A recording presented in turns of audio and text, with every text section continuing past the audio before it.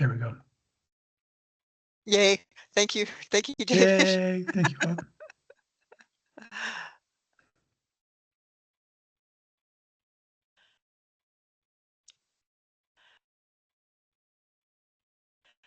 All right, should we start with introductions? Sure. I guess I'll introduce myself first. Hi, I'm Eric Goodman. I'm the acting chair of the Pedestrian Advisory Committee and also a member of the Bicycle Advisory Committee. And then I'm going to have Cynthia introduce herself. Hi, everyone. I'm Cynthia Palmer. I'm the chair of the Bicycle Advisory Committee. Do you want me to go through the list or do you want to, Eric? I'll give it a shot. That's fine. Okay. I'm just going to read across my screen here. So we'll start with Pam Van Hine. Hi, Pam Van Hine. I'm the PAC recording secretary. Thank you, Pam. Dana Bress. Yeah, Dana Bress with the BAC. All right. And Randy Swart.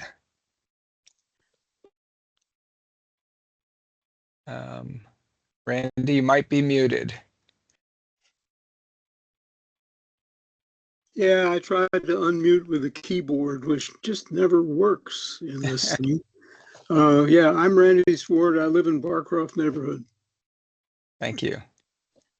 And Noreen?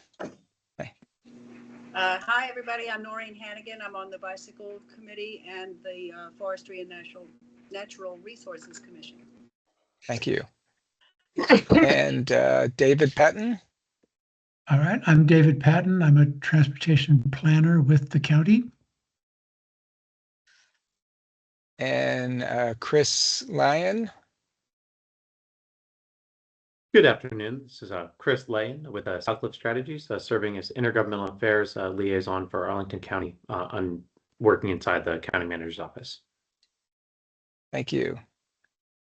And Christine Baker? Hi, I'm Christine Baker. I'm the Vision Zero Program Manager for Arlington County. And Leslie? Leslie Tierstein, Bicycle Advisory Committee, live in the Penrose neighborhood of Arlington. Thank you, Leslie. And Aaron Schutz? Hey guys, Aaron Schutz. I'm in Lions Park and on the close enough Bicycle Advisory Committee and the Transportation Future Committee and the Complete Streets Commission and teach at Yorktown High School. So go Patriots. Well, you wear a lot of hats. I need them. Yeah. Andrea? Hi, Andrea Walker, and I'm a member of PAC and I live in Arlington Ridge. Thank you. Thank you, Andrea. And Eric Malpelli? Okay. Hi, Eric Malpelli, PAC. Thanks. And Hannah? Oh, Mike Hannah. Sorry, yeah, I figured Mr. you get me. I only saw the Hannah there. That's why I was wondering. Yeah. Okay. Mike Hannah, BAC. I live in Arlington Heights. My apologies, Mike. That's okay, Eric. And Lauren Hassel. Hi, I'm Lauren Hassel. I work with Mary Delau on Bike Arlington and Walk Arlington. Thank you. And I hope I pronounce your name right. Dharam? Sorry, hello, my name is Dharam Guruswamy. I am a Arlington County resident, have been for close to 30 years, and I'm interested in joining the Pedestrian Advisory Committee. Well, we would like to have you. Thank you for coming. And keep coming, please. Yeah. And Jillian. Hey, I'm Jillian Burgess, a resident of Cherrydale and a member of the BAC. Thank you, Jillian. And Mary Delau. Hello, I'm Mary Delau with Bike and Walk Arlington, and I live in Bluemont. Thank you. And Elliot. Hi, I'm Elliot Forster Benson. I live in Boston, and I usually hang out with the bike committee. Thank you. And Brian. Hello, I'm Brian Essie. I'm the newly minted, all of 3 days in, legislative and policy analyst for the county. I work with Chris. He'll run our show for the portion of the our portion of the agenda, but I'm just here to listen in and thank you all for having me. Thank you. And maybe you can give us a little bit of your background as well. Maybe not now, but at least during the discussion would be good. Thanks. Yeah. Whichever you prefer. I guess I'll just say now, so I come from, spent the last couple of years working for Delegate Lopez as his chief of staff. Oh. Prior to that, I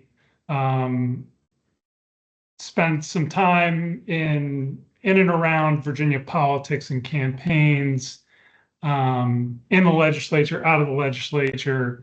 But what I will be doing for Arlington is coordinating with Chris on our, primarily coordinating with Chris on our pitches to the General Assembly on what to do and what not to do. So that's me, and still getting up to speed. So you're in good hands with Chris for the time being. Thank you. Welcome aboard. Thank you. All right, and Ambar. Hey, I'm Amber, member of the Pedestrian Advisory Committee. I live in the Courthouse Clarendon area. And Ryan.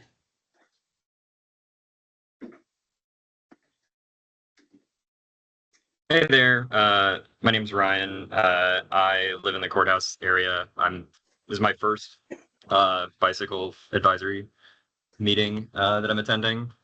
So kind of just here to observe here. I've got my camera working. So hello everybody. Happy to be here. Thank you for joining us. Thank you. That's perfect. Thank you. We got an open mic somewhere. All right, I think that's everyone. So Cynthia, do you want to initiate the agenda?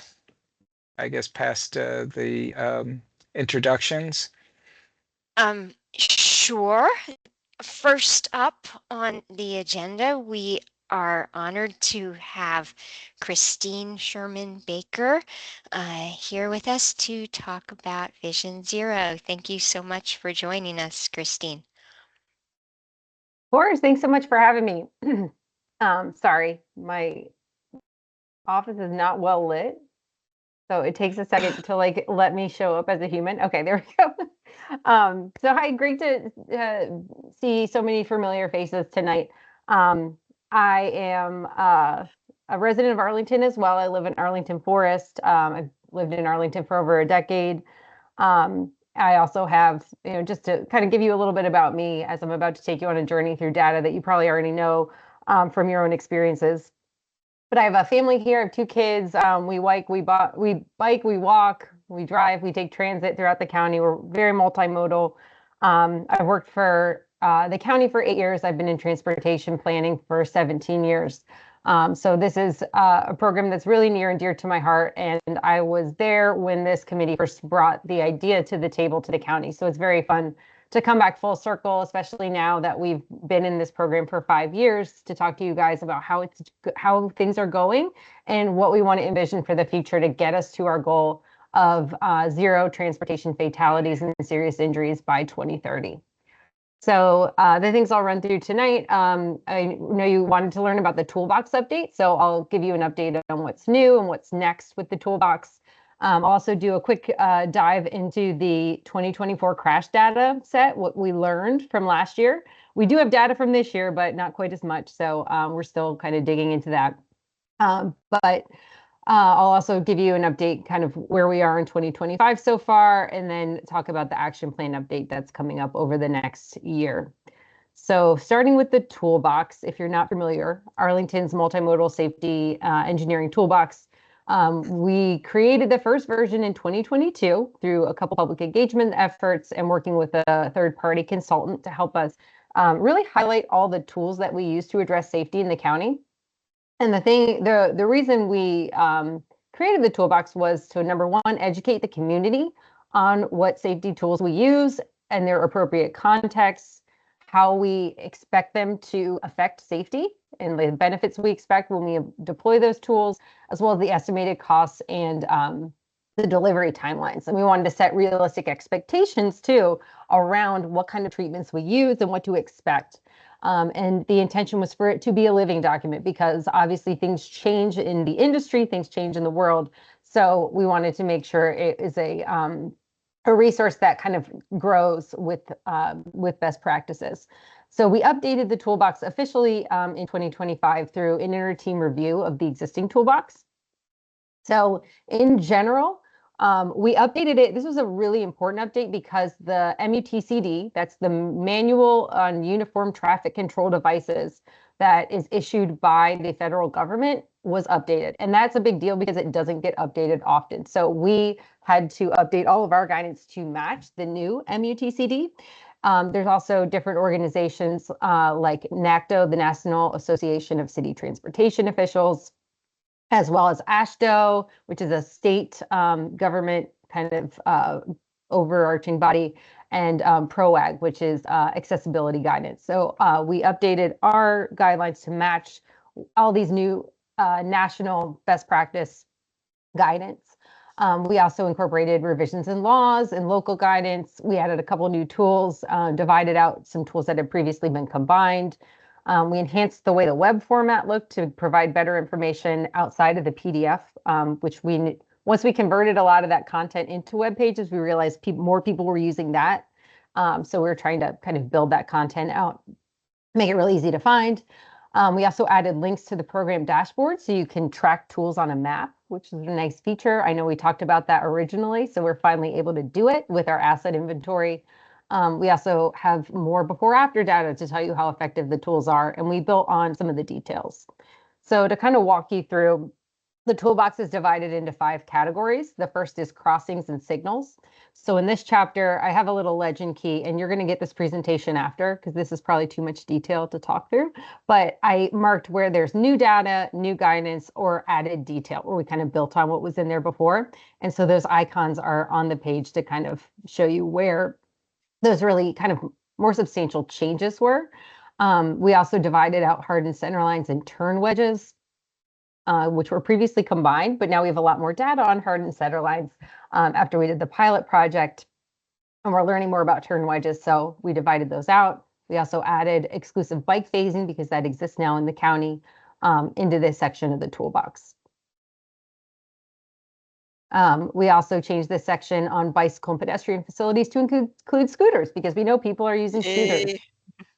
Yeah, there's obviously a lot of new guidance on bike infrastructure. That was one of the big changes in the MUTCD. So you'll see every page or every resource here had new guidance to look back to, and we separated out bike boxes and 2-stage turn boxes because they play very different roles. So it was appropriate to pull those kind of apart and give more detail on them.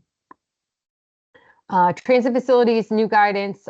PROAG has a lot to do with bus stops, with the bus boarding islands. So we added more detail in those sections as well. In terms of speed and traffic management, this is where we had a lot of new data. So we were able to kind of weave in some of our before-after studies into these categories, update to reflect the new MUTCD. And we added left turn, U-turn, and through restrictions because we find that's a tool that we've ended up using to help reduce crashes on those really tricky intersections where it's hard to add a signal or to add phasing, where we've kind of added restrictions as a way to reduce angle crashes. And then in the other road design category, we have a couple updates to lighting and you know what, that's a mistake. I'll delete that. Lighting did not have an update, but we did have a lot more information on curb extensions and modifications and roadway reconfigurations. So what's next? We don't have a hard date on when we're officially going to update the toolbox again, But we're going to update the web pages whenever there's like a critical guidance change or anything, changes in the way we practice that tool. So again, trying to keep it as a living document. And we will look at it on an annual basis to determine the scale of adjustments needed. Like with the update of the MUTCD, we had to do a really big change in review of the document. But I think moving forward, we're not sure what kind of guidance changes to expect. But I think every year we'll revisit, and then we'll also look at applying new safety tools and integrating those into the toolbox as well. So we have our pilot safety project initiative, which is a way to test new safety tools or strategies. So if a pilot involves a new safety tool and the pilot goes well, then it can be incorporated into the toolbox. So things that we are going to be looking into over the next couple of years include shared streets, bike boulevard treatments, leading through intervals is something we're going to test over the next year. We have different speed reduction tools we're looking into. I know there's a raised intersection project. So these are the kind of things that could be put into the toolbox in the future. And then in terms of how do we evaluate the success of safety tools, as I mentioned, we do before-after evaluations of every pilot project. We also do before-after reviews of hotspot improvements, quick build projects, and HI and safety audit follow-ups. So we use the information from before-after to kind of help inform what goes into our toolbox and what tools that we kind of go to more often than others because we know they're really effective. And then you can also track where safety tools are located via the program dashboard. There is an infrastructure tab, and you can click and kind of surf around and see where that tool is located throughout the county. All right, so moving into crash data, we just released the annual crash report. So you see a link up here. Dana, you will have noticed we added some of the bigger changes you had recommended in the past. We are luckily having more staff, or we have a little more capacity than we have had in the past. So we've really been trying to enhance our crash reporting and make the crash report a little more of a deep dive into different types of crashes and what we're experiencing. But looking at the top line, severe and fatal crashes by year, we had 38 severe and 1 fatal crash in 2024.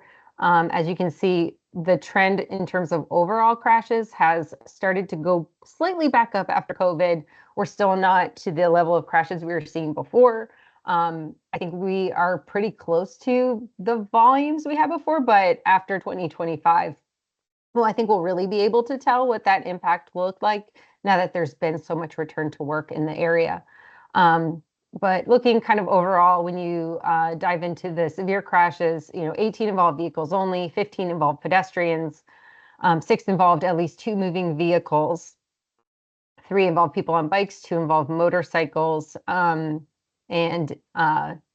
12 of these involved a fixed object or a building. So that that's about 1/4 of the crashes, which is really significant to think about how fixed object crashes play into severe crashes because we don't see that many fixed object. And 3 of them involve medical emergencies. So that is when the person driving experiences a medical emergency, loses control, and unfortunately results in a crash. We also had 1 that involved brake failure and a mechanical error, and 1 that involved a unique case of road rage. And I see a hand up, so feel free to ask a question. Yeah, I ask this every year, but did all of the fatal and severe injury crashes involve vehicles? Yes.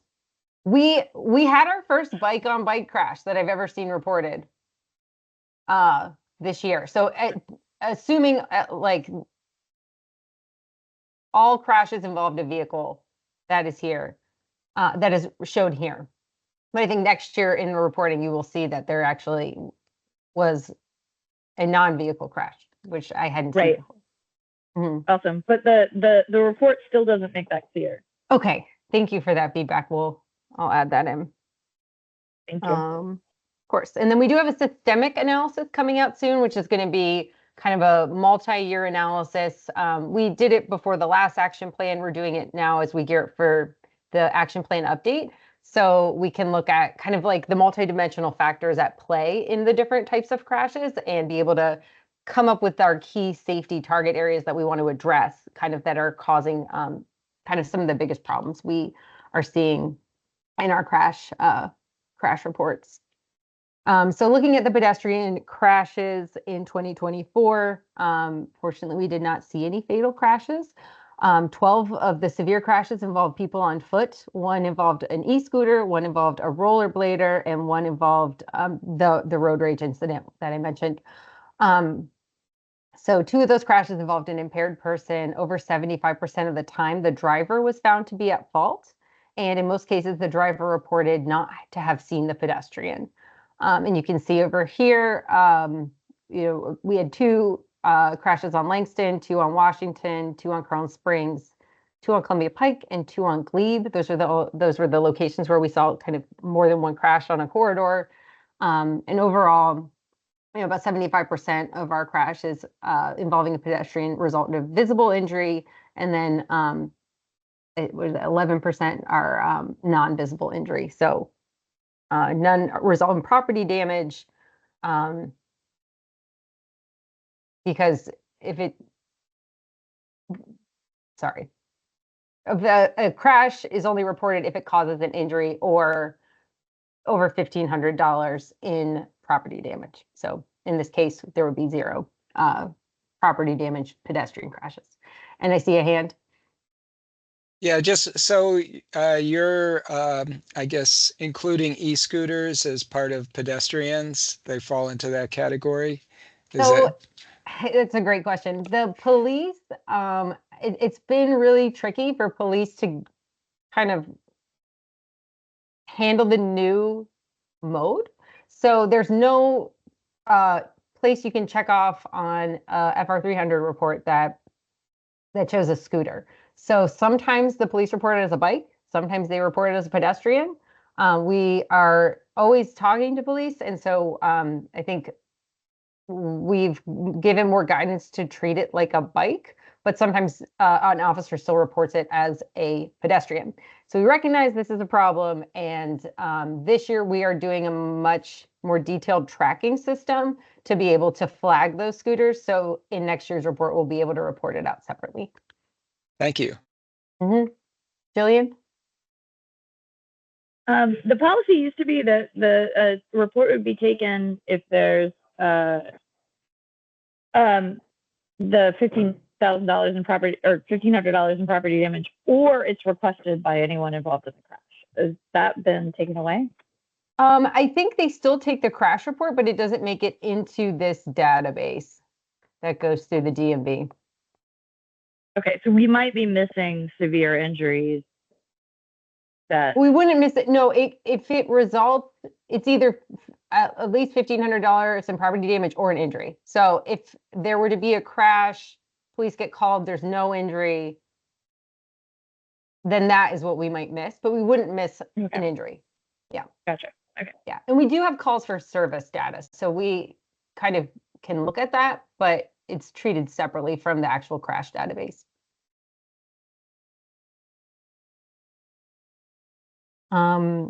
Looking at trends, pedestrian crashes were most frequent at 4 approach intersections, and then the next highest share was not at an intersection. So that would be like a mid-block crossing. And then we also had 3 approaches over here, 2 approaches, and a 5-point intersection, which we know there's a couple of those in the county. You can see mostly, it's happening in the early morning or more so in the afternoons, not as much at night.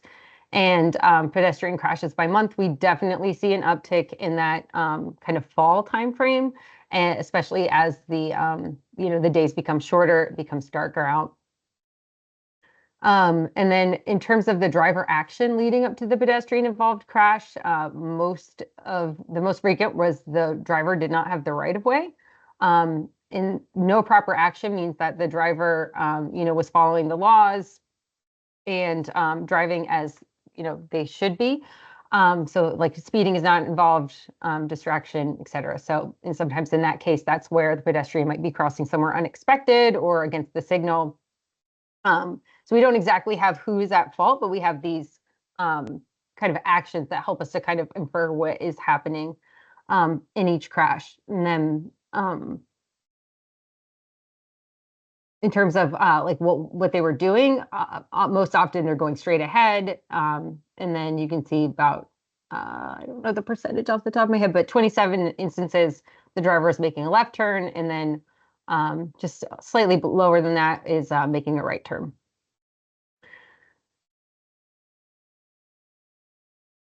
And then for bike crash severity, we had 3 severe bike crashes in 2024.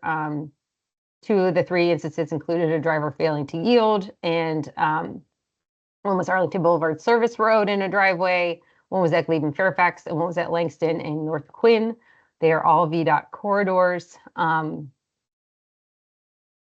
we are always working with VDOT to help improve our multimodal infrastructure.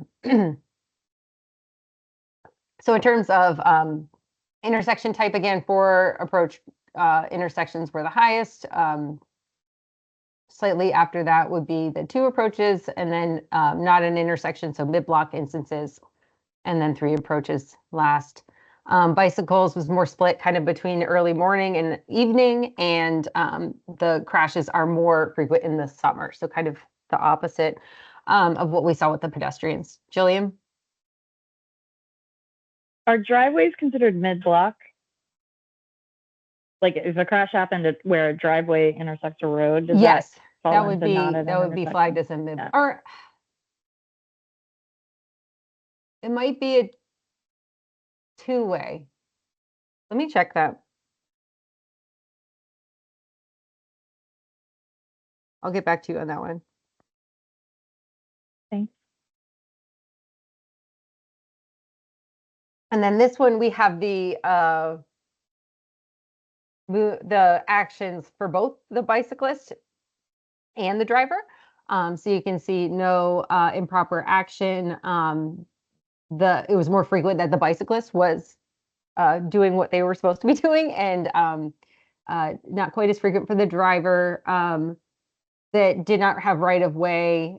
You can see it's a little higher share for the driver, and then other kind of common actions were, disregarding stop or yield signs, hit and run incidents. And then when you look at the maneuvers, going straight ahead was most common for the cyclist.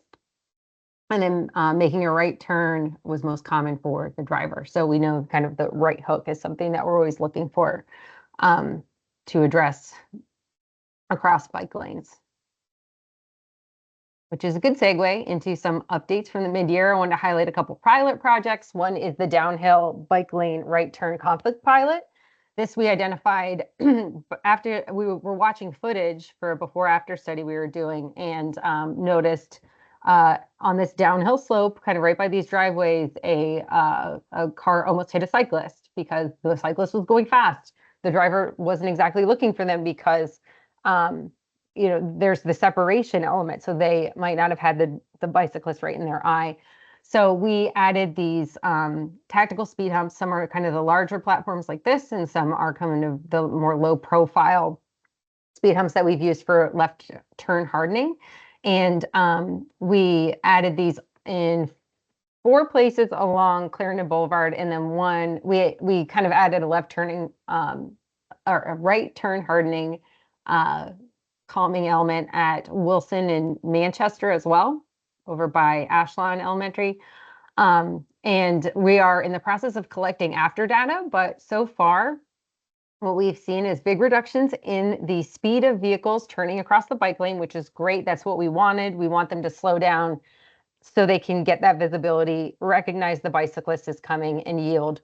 And we are doing community engagement right now. So the link is live, and it'll be open through the rest of the month. So please share it out. We want to get feedback on the pilot, because the pilot means from the pilot, we identify next steps. What are we going to do with this treatment? Do we want to apply it in more places? And we kind of build a plan for that tool based on the results of the engagement and the data. We also did a pilot project to test turn restrictions at Route 50 in Arlington Route 50 and Highland Street. And this is kind of a systemic issue, uncontrolled turns over 6 lanes of very fast traffic. So we convinced VDOT to, or we worked with VDOT to collaborate and get approval for a pilot. And we're also doing an analysis to see if we can do this along the entire corridor. So right now we are engaging with the community, getting their feedback, as we're also studying if we were able to do this kind of on a larger scale to address this concern that we have, just, not having a signal on a road like Route 50 to make left turns and through movements is really challenging. So that is another pilot that we have going this year in coordination with the state. We are expanding the tactical speed humps in school zones. We're doing round 3 installations right now. I think we have a couple corridors left to go. And Jillian, I think I know what you're going to say. We are going to also look into testing cushions made with tactical materials through this round, I think, because we have the opportunity to procure a few more. So I think we're going to try to see what we can test, because I know it is challenging to get over these for little legs on a bicycle. But Julie, did you have anything else you wanted to talk about? Yeah, these tactical ones, as far as I can tell, they've gotten rave reviews, and I love that has led to an expansion of the program. But when does it lead to making these things permanent? Because that will address a lot of the problems if we turn these into the speed tables that we all know and love. Yes, this third round covered kind of the remaining school zones that didn't already have speed humps, the school slow zones.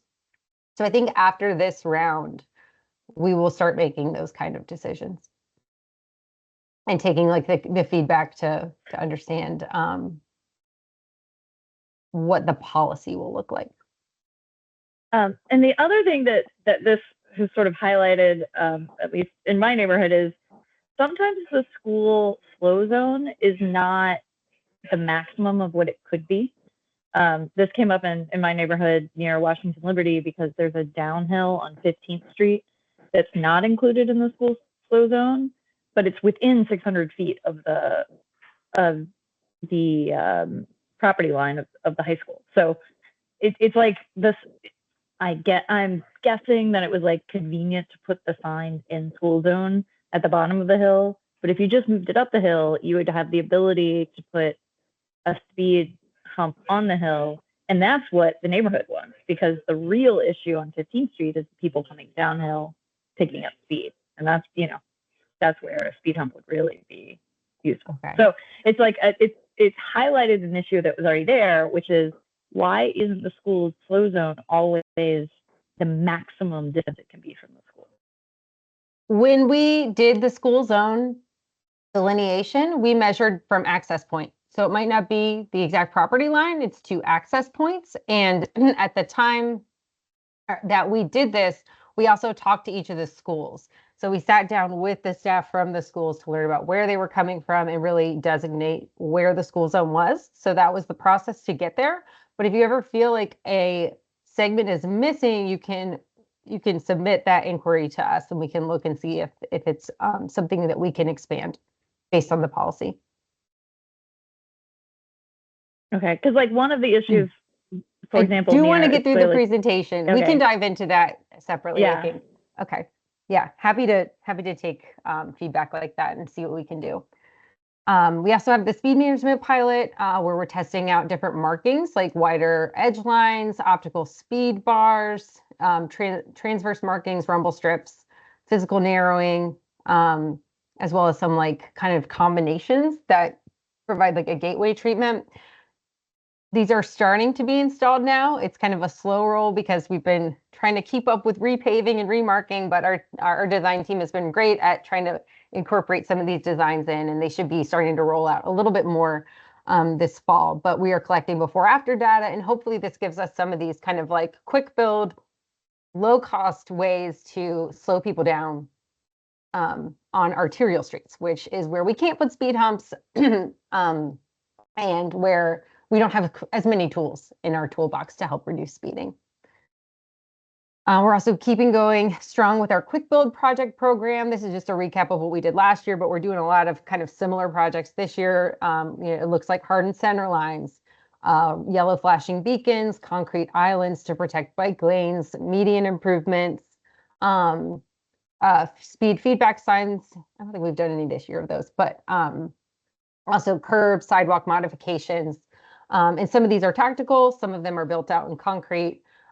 These projects often come from hydro network audits, from hotspot analysis, from things that come in through report a problem, or kind of systemic efforts. So these come from all different ways, all different types of data analysis. And if you ever have ideas, you can always throw them into report a problem as well. And it can be something that we look at, because I know we don't see every single thing. So if you ever have ideas, don't hesitate to send them our way.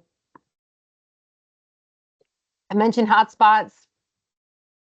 We changed the terminology and the way we identified them this year just slightly, because our old hotspot program kind of kept showing a lot of the same really big intersections where we saw really high volume and high crashes. And of course, we're doing things at those intersections. We're working to address them, but just the way Arlington is with the certain volumes, we were kind of coming up with some of the same locations, especially where we had projects kind of already in the pipeline. So this year, we kind of changed it to be action spots rather than hot spots. And the focus is to make sure that it's new action coming out of this. So we captured both short 1 year and longer 3-year trends. And the idea was to prioritize intersections that didn't have anything upcoming at them, or projects that are coming to arrive at our action spots. And the methodology and the analysis is all now included in the annual crash report. So that way everything's kind of in one place, and you can see, what we're working on this year, and then we'll report back on it next year in that annual report to show, like, this is what we've done here, and here are the new spots for next year. So the focus is really to get quick action in at places that have had a recent crash trend that we want to address. From the engagement side, we've been doing a lot to address the behavioral stuff that we are seeing reflected in our critical crash data. So we're doing year-round messaging with a monthly theme. You may have seen these in different places throughout the county. We also do pop-ups to kind of help spread the word, but kind of focusing on why speed matters, looking for bikes, pedestrian crashes in dark conditions. We also did some focuses on scooters this year, kind of emphasizing you must be 18 years or older to ride an e-scooter or a e-bike. We had the Scoot Cute campaign to show kind of like best practices for riding. And we share these in newsletters through the external stakeholder group, spotlights on the website, advertisements, social media, etc. So if you all ever have ideas on ways that we can get our messages out broader, we are all for it, because this is our best way at addressing some of those things that we can't through engineering. And it can be the trickiest part of Vision Zero. So last, looking at the action plan update, we are now in 2025, which is insane to believe that we are already here. And this graphic is from the original 5-year action plan from 2021. So we're going to spend the next year from 2025 to 26 outlining what it's going to take to get to Vision Zero by 2030. And our objectives in this process are to revisit the first plan, see what we've done, and then kind of like see how the program has grown. Like, what do we have left to do that we said we would originally? And then we're going to use updated safety data to identify the key safety issues that we want to address through the plan.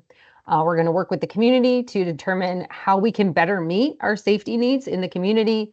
We're going to identify which actions have been effective in achieving our goals and which haven't been quite as effective, so we can really double down on what works in this new plan. And then we'll land at a 5-year plan that'll get us to our target Vision Zero year. So our timeline looks like background analysis and lessons learned we've been working through so far this year. We're going to do our first public engagement in the fall, and then draft the action plan over the winter to have a second public engagement to get the community's reaction to the draft plan in the spring, and then hopefully land at a final plan by summer and fall. And we're going to have 3 external stakeholder group meetings throughout. So you guys have a external stakeholder group representative for both the BAC and the PAC. Those meetings for the external stakeholder group are open to the public as well. So if anyone else wants to attend, you are welcome to.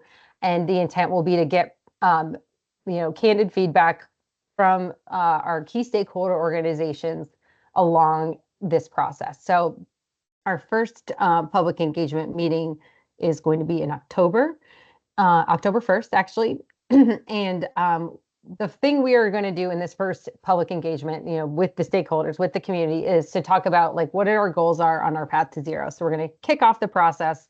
We're going to be educating the community on like where we're at. I noticed in your last meeting, Jillian, you had asked ChatGPT to describe what we're doing for Vision Zero. And I was like, no, I hope we're telling you guys enough about what we're doing that you don't have to do that. But it was kind of a wake up call to me that like maybe we're too much information everywhere all the time. And that having a more succinct summary of what we're doing would be really helpful and beneficial to the community to see as we go out to get feedback. So we're going to focus in on that, show you guys what we're doing, get support and buy-in for the goals of Vision Zero, and then learn what's working well, what can be improved, and gather key strategies on like key crash trends that we see. So that's what we're going to be focusing in on. Thank you for working through the questions that we had sent to prepare for that first external stakeholder group meeting. We're going to be looking at that and excited to jump into conversation. So with all that, I know it was a lot. I'm sorry. I always overdo it. What questions do you guys have for me? Cynthia? Hey, thank you so much. Really, really interesting. I have 3 questions, but some of them are very, very quick. Number 1, when you were talking about the tactical speed humps at the schools, and you said you're going to review the data now and like come up with a policy or figure out how to go from here.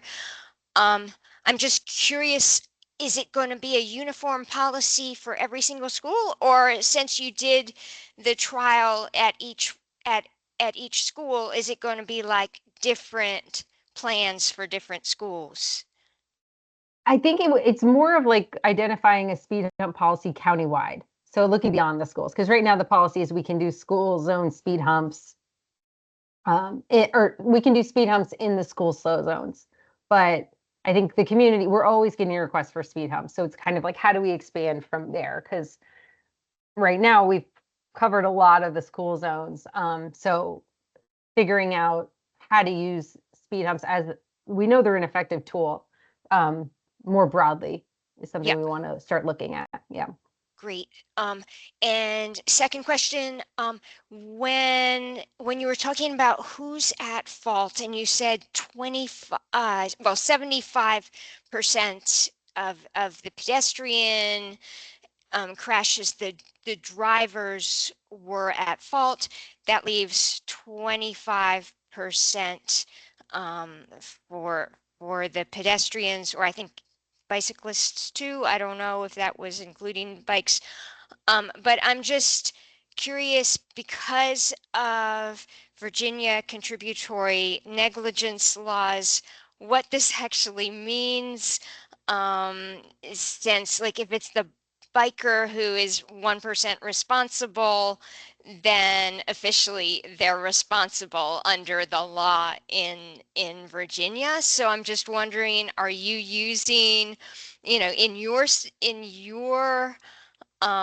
write-up, are you like basing the level of fault on what contributory negligence would say? Like the 1% means like the biker is at fault, or how are you doing Maybe this? at fault is the wrong terminology. So I'm glad you pointed that out. I think what we have learned from the data is, like it's either who's cited or like what their action was. So in that 75%, the driver had made an action that had led to the crash. So that's kind of how we calculated that. So maybe at fault is the wrong language, and I'm sorry if that is misleading. I'll revisit that in the presentation. Okay. Yeah, no, I was just curious because of the sort of uncomfortable, I mean, the contributory negligence, which we don't like, but we can't change. So, and I think I had one more question. Oh, I know. My third question was, does Vision Zero try to tackle vehicle size in any way, or you know, how vertical the engine is, or are there tools that we could add to the toolbox that would address size and incentivize smaller, safer vehicles? That's a great question. It's so hard to do on the local government scale. I think it is a huge factor. Safer vehicles is part of the safe systems approach from Federal Highway. But those are like major policy changes that we would love to see and advocate for on a broader scale. I think these are things that we could definitely talk about as we update the action plan to see if there are more aggressive actions we can take from what power we have to make those type of changes. Yeah, thank you. Hey, I've just thank you again for the presentation. You know, big fan of the work that the team has been doing. One thing that I've noticed is, you know, what appear to be inconsistencies with curb extensions in particular in a couple of ways. One, for example, you know, where there's a bike lane, some curb extensions, you know, push the bike lane into the roadway, while others keep, which also, by the way, keeps the crossing distance longer, while others keep the bike lane, you know, against the sidewalk and have kind of like a little island in between. And I imagine, and then the second is around just sort of curb radius. I was just wondering, how can I sort of provide feedback with some of these design decisions, or just understand how they're made? Because I imagine like the Vision Zero team probably has some leeway, you know, within some of these decisions, but some of these like minor changes can actually, you know, for example, reduce the crossing distance by like 10, 12 feet, which has like, is quite significant. And so, yeah, just wondering how I can provide feedback or just learn more about that. Yeah, so I think, I mean, often when you see a big bump out and then the bike has to kind of travel with it, that's because the bike lane was maybe put in after the curb extension existed there. Like through a repave opportunity, we were able to create a protected bike lane, and now the bike kind of has to bend with the curb extensions that were there before. So sometimes it's just kind of that's what exists. And then in other instances, like you've seen the you know, refugees, or the pedestrian refuges that help to kind of shorten the crossing distance. And those were kind of put in later with the bike lane to kind of help integrate into the overall design of the street. So each instance is going to have its own kind of backstory and rationale as to why a certain design was selected. Often the curb radius has to do with just, you know, vehicles being able to turn effectively or without crashing into each other, given the geometry of the intersection. So each decision is made independently, but if you ever see something that, you know, doesn't look right, or there's a concern, you can submit that to our report a problem. Or like I said, if there's ever an opportunity for a project, you can also share that, because that's a great way to, you know, maybe make a small scale change that we could through our quick build program.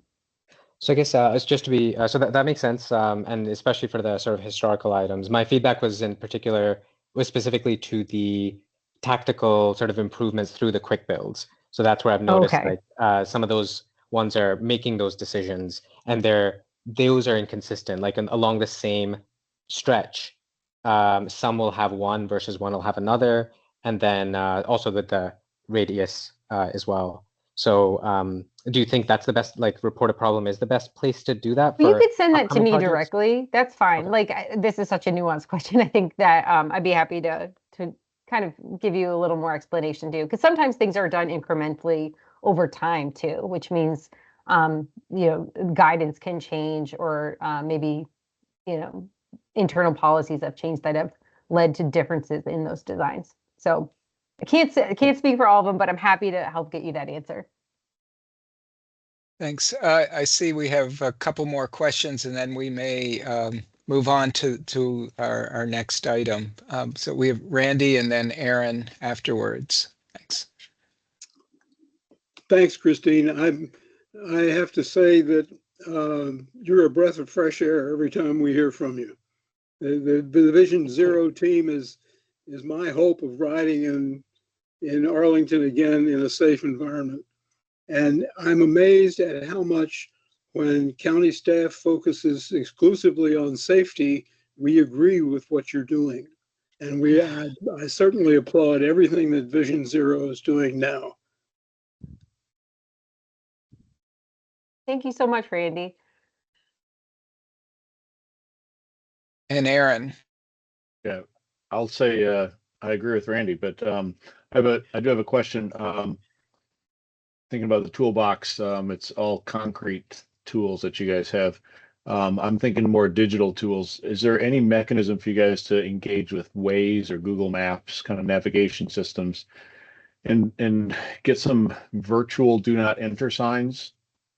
Just like the fencing, virtual fencing we do with the scooters, to stop the navigation system from sending cars down Highland Street because it's 10 seconds quicker to get to Route 50 than taking the major arterials.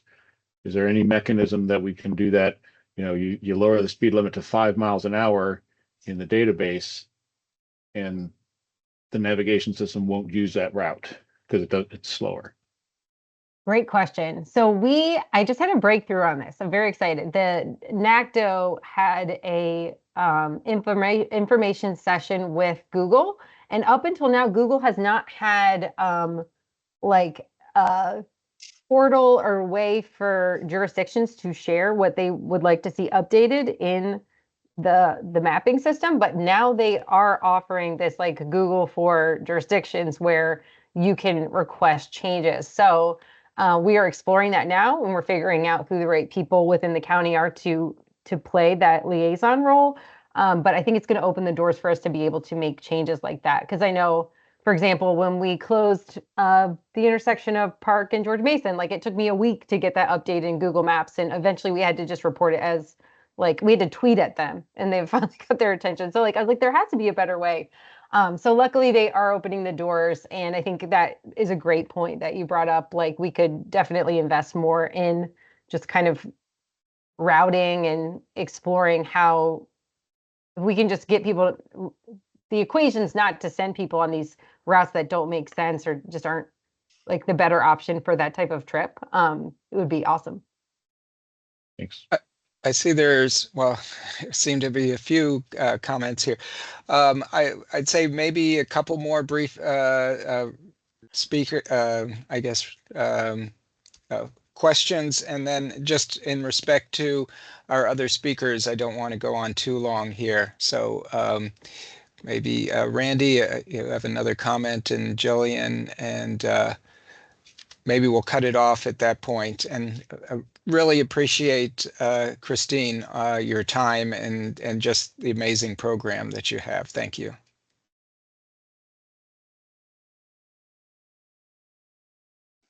Sorry, I just forgot to lower my hand. Okay, so I think it's Jillian.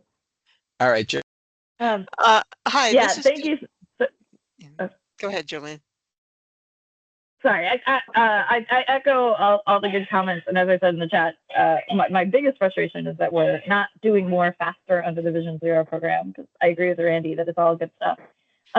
My other small frustration is that one thing I don't see in the toolkit, which actually would complement what Aaron was saying, is filtering, putting things in a roadway to narrow that roadway to become a yield street for short distances, because you only have to be a yield street for 1 car length or even less than 1 car length. Based on what the fire department has said, this would not run afoul of what they need to have access. And it could really go a long way into making routes, sort of the neighborhood routes, the things that are really safe to walk and bike on, even safer by keeping cars off of them, because it's just not fast if you have a good chance of having to pull over and let people through. So I would love to see that in the toolkit, and if you have any advice on how to get that into the toolkit, that'd be great. Okay, yeah, you can send me chicane, examples of what you've seen. I can definitely look into it. Yeah, happy to send them. I saw some in Miami. I mean, they're all over Europe, but I've seen them in Miami in the last year. I've even seen them in Charlotte, which is, you know, not exactly bastions of the safest transportation, but they are in the U.S. now. Thanks. I see there are a couple. How about we give Pam and Dana 1 minute each? Yeah. Oh, I don't even need a minute. I just have a request. I would like to get the PAC minutes reviewed before we move on to the next speaker, which would take about 2 minutes. I'm afraid that if we wait till the end of close to the end of the meeting, we're not going to have a quorum, and we have a quorum right now. So that's my request. Thank you. Okay. And Dana, real quickly. Yeah, Christine, to your point about coordinating with Waze, you know, the county has taken a position in the past that public streets are public streets. You know, it would be great if you guys would untake that position. You know, as community, as civic associations, were trying to get restrictions because of Waze. It would be great if if we would, you know, put up time no entry signs or something like that. Put that back in the toolbox. But previous administrations were taking the position that public streets were public streets and it's inappropriate to regulate them. Thanks, Dana. I'll take that feedback back. Thank you again. Thank you again so much. Pam, if you want to raise very quickly the minutes, Yes. and then we'll move on for our other speakers. Thank you so much. And Christine, we love all the stuff that your team does in the program, and keep up the good work. Thank you. Okay, we have 3 sets of minutes, and we'll go over them real fast. The first one is from May 14th, which had 3 people there. John was the only other PAC person attending the meeting, so I hope you all listen to the recording at some point. So I would like a motion to approve the draft minutes. Any discussion about that? No. All in favor say aye. All Aye. PAC members. Aye. And Aye. anybody, good. Anybody opposed? Yay, that's approved. I say aye. The next one is Wednesday, June 11th, which was an in-person tour. These are my very rough notes because this was not recorded. And I would like to approve them, but I would also like people to make additions to it so we could add things that I missed. I spent a lot of time sitting, so I couldn't always hear what Dan was saying. So I would like a motion to approve the June 11th minutes. Yes. Anybody motion to approve? Yes. Second. I second. Okay. Any discussion? No. Good. Everybody approving them, please say aye. Aye. Packers? Aye. Aye. Any Packers Aye. not approving these, say no. Also approved. And finally, we have Wednesday, August 13th, which unfortunately, again, was not recorded. So if anybody has additions to this, please send them and we'll make additions later. But I would like a motion to approve the Wednesday, August 13th PAC minutes. Motion to approve. Right. And second? Second. Any discussion? All in favor of approving them, please, PAC members, please say aye. Aye. Aye. Aye. Thank you. And thank you, Pam. Thank you, anyone Pam, against- for pulling those all together. Really Oh, appreciate it. Thank you. Thank you. Thank you Thank all. you. It's a ton of work. I know. But I enjoy doing it. Good. It needs to be done. Appreciate Thank you. it. Thank you all. And thank you, Packers, for having a quorum today.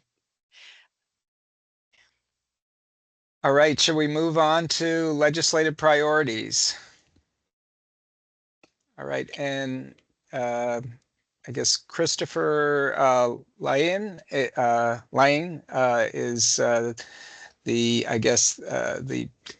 acting legislative liaison for Arlington County, though transitioning. So I can help you with the And intro, Ellen. Brian, jump Why in don't at I- any yes, point. okay, very good. Yeah, so my name's Chris Layen. I'm the Intergovernmental Affairs Liaison for Arlington County. So I serve as the sort of boots on the ground when it comes to advocating for the county's priorities down in Richmond. So something that Elwin is alluding to is that originally Arlington had sort of a one-person shop when it came to running the legislative affairs down in Richmond. We experimented with a different approach this 2025 legislative session, where we had, because it's fall, use a football analogy, we had a sort of our offensive coordinator up in the skybox in Arlington County talking with departments and folks in the county, and then working with a contract lobbyist down in Richmond in the General Assembly, sort of the quarterback that's on the field, sort of making plays and relying on information that's coming in from the county. We enjoyed some success with that model and are working to build on it. So that's the reason that you're going to see me on the call, and you're going to also see Brian Esty, who is the legislative and policy analyst for Arlington County. So when it comes to sort of your day-to-day communications and the sort of command and control elements of our legislative agenda, that's where Brian is really going to be excelling. And my job is going to be being the eyes and ears down in the committee rooms and in the sort of transportation committees that are happening throughout the year, helping to inform what's going on in the county, as well as provide strategic advice. So sort of that's the lay of the land when it comes to sort of our legislative affairs team. A little bit about me. My name is Chris Layen. With Southcliff Strategies, I have 10 years of experience working inside and around the General Assembly, just under 5 years working for Senator Adam Ebbin out of Arlington and Alexandria, 4 years with the Virginia League of Conservation Voters as the policy director, where I also had a chance to work on some bike ped issues with some of our transportation advocates in the Virginia Conservation Network. Last year, I worked with Arlington County to help advance their 2025 legislative package goals and address other issues that were relevant to the county's priorities. So combined with me, between me and Brian, we have 20 years of experience that we're going to be bringing to the legislative package development. We're really excited to get started, and thank you for giving us this time. So I'm going to sort of let you know. So we talked about how we're transitioning the model. Now I'm going to let you know sort of why we reached out earlier this summer. So we know that the legislative package for the county is adopted in November. That's so we'll see that we're going to still hold to that schedule, but a lot of things are happening in advance of that November date. We're seeing the agencies putting together their budget requests and getting those to the governor's team for their prioritization and incorporation into the budget. We're seeing legislators draft bills, socialize them, engage in work groups, whether that's housing, whether that's voting rights, whether that's economic development. All of that is moving on throughout the off session. So the earlier that we can act, the sooner that we can sort of run the traps on Arlington's legislative priorities. So I'm thankful for y'all sort of responding and making sure that we were able to have this moment and talk about legislative package development from the advisory boards and commissions role.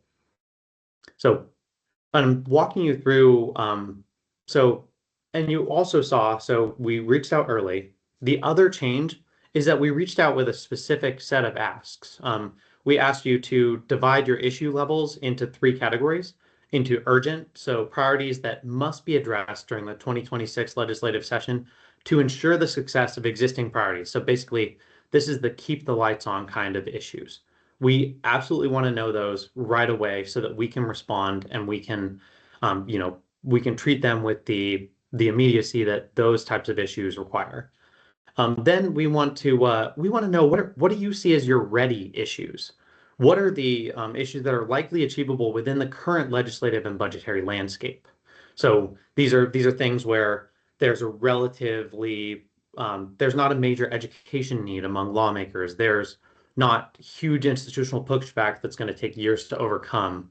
There's not a major funding ask that's going to need to be socialized among appropriators. And so that's sort of will help us get a sense of what can we pragmatically accomplish within that 2026 agenda.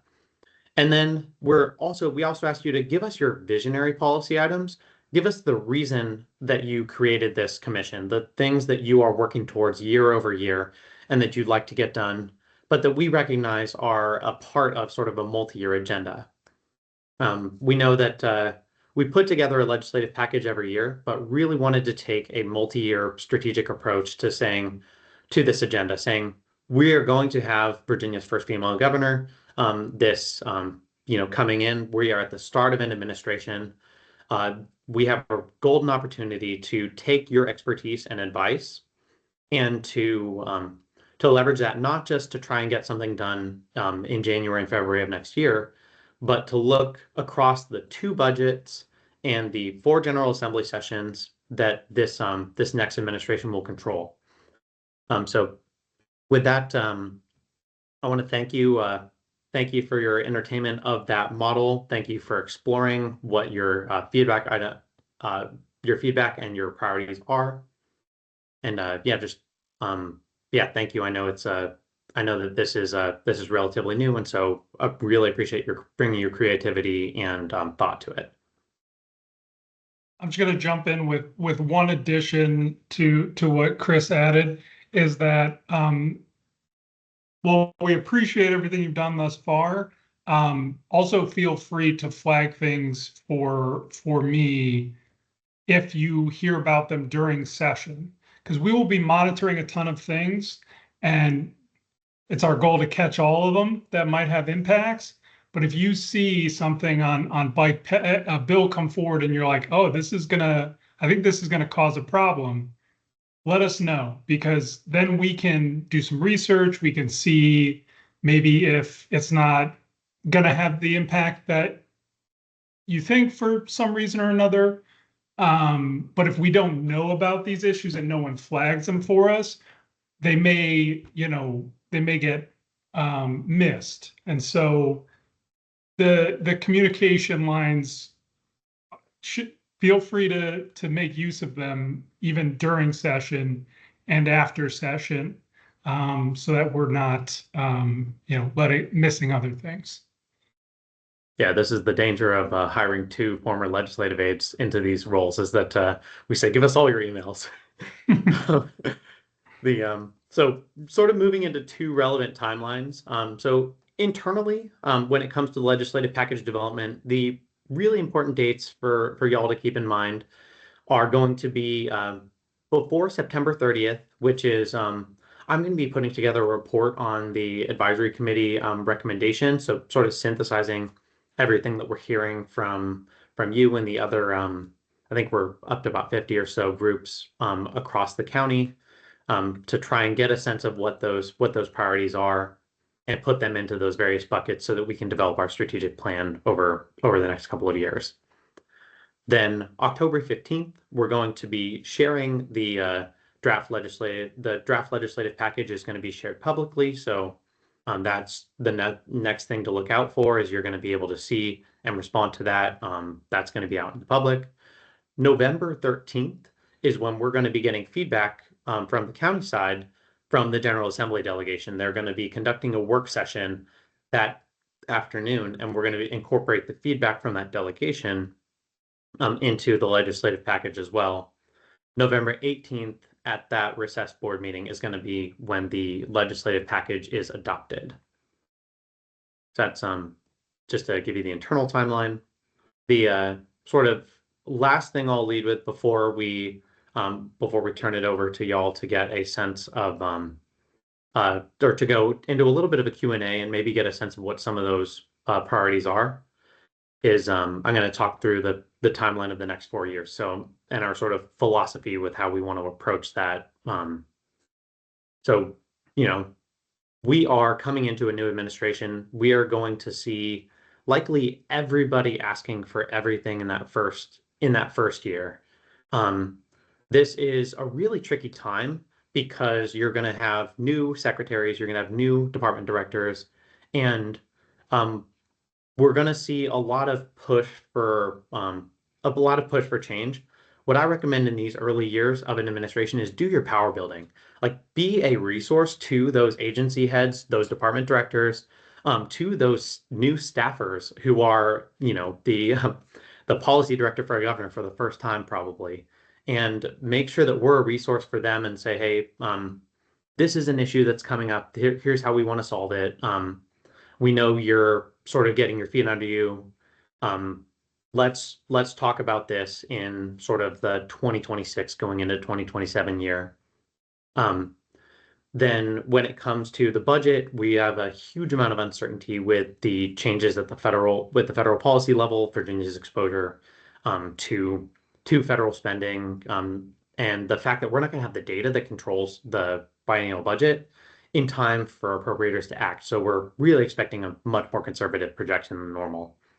So when it comes to budgetary asks, we'll be sort of keeping an eye out, but probably not reaching for the stars. And it's also your transitioning administration budget. So you're going from sort of the Governor Youngkin's team setting up a budget to this absolute crash course where the legislature is going to get it and have, really 60 days or so to try and reconcile their vision for the government, for the budget against their own. Really a great opportunity for us to look for major funding things is going to be looking at that 2028 when it's the one budget that the incoming governor is going to control. And then sort of year 4 is when you say, hey, what have we not gotten done with you? What have you committed to as a campaign promise, as something you've said in our first 2 years of power building with you? Where do you want to leave your legacy on this issue? And that's in year 4 where we want to say, hey, this is the time to get that thing done while you're still in office. So that's just to give you sort of the strategic framework from like the 30,000-foot view. This is something I share sort of regardless of issue. That's going to be the dynamic. Okay, so with that, we've got sort of our 3 various issue levels. We've got the revised timeline, and then we've got sort of our general philosophy when it comes to creating a multi-year strategic plan as part of the legislative agenda. I want to now open it up to questions for y'all. I see that, and could I have Elwin or David or someone who's familiar with the participants go ahead and sort of call folks out and let them in, and I'm happy to respond. Sure, this is David. So I see Eric Goodman, Jillian, and Cynthia in that order. Yeah, my question really quickly, have you already received what we had put together? Pretty much it's if not the same, it's very close to what we put together last year, which gives sort of primary priorities and then secondary priorities. It doesn't quite follow your sort of 3 division strategy, but it does lay out some of those. Have you had a chance to see those at this point? Yes, we have. Thank you. Okay. Thank you for sending those along. Is that something that you can initially comment on, just based on what you've seen, what looks like? I mean, I think our first priority is to keep Metro going, and that's really kind of a high on everybody's list. But maybe if we could take a few minutes, I want to make certain everybody gets questions in as well. But maybe what you do see, what you think might be sort of good going down, going in the right direction, and other things that maybe are things either left off or maybe to be looked at a later time.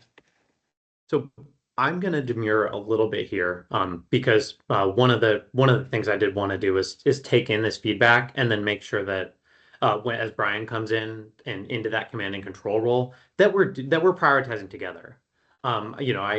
I have lots of very strong opinions, and I want to make sure that those very strong opinions align with our internal office as well, and sort of their philosophy. I agree with you. Absolutely, Metro funding is going to be massively important. There's a huge push. We've got General Assembly work groups moving on it. It's major MBTC priorities. MWCOG is doing. They're making a major push. I think there is going to be, when you think about your package that you're presenting, is another lens that's really helpful is to think about, okay, where do we have, where are we an additive voice? Where can we provide data? Where can we can lean on our delegation, lean on regional partners to help advance an issue? And then where is there something where if Arlington doesn't say something, no one's going to say something? Those are two sort of, we have the priority in terms of the impact, right? We need metro funding. We need to be able to do long-term planning and modernization and automation of the system. All of those important capital elements are true. Our role in that may not, we're not the only voice. We're going to figure out how we sing in the choir. Something that's really valuable from these advisory constituent groups is like where you have unique knowledge and something can contribute where, yeah, if we don't speak up, the legislature, our delegation's not going to hear about it. Thanks. I will note, and then I'm gonna sort of let others speak. At our last pedestrian committee, we did come up with a few, at least items in addition to what we sent you. I don't know if they're even ones that are realistic, and at some point it would be good to at least bounce those off of you all to get a sense of these something that we would want to push forward with in the future. So thanks. Yeah, absolutely. And have you and feel free to send those along to Brian and me. And then I'm gonna, as that's sort of the direct engagement between the advisory committee and the county. I want to make sure that that the way we're handling that makes sense for Brian too. Thank you. The next, I see Cynthia Palmer is the only other hand raised at this point. I guess the others dropped out. Yeah, did Jillian want to go? She was next, really. Sorry, I back prematurely took. Yeah, sorry. So thank you guys so much for being here. And thank you so much for the work that you do and in advance for the work that you're going to do starting January, or to lay the groundwork for January.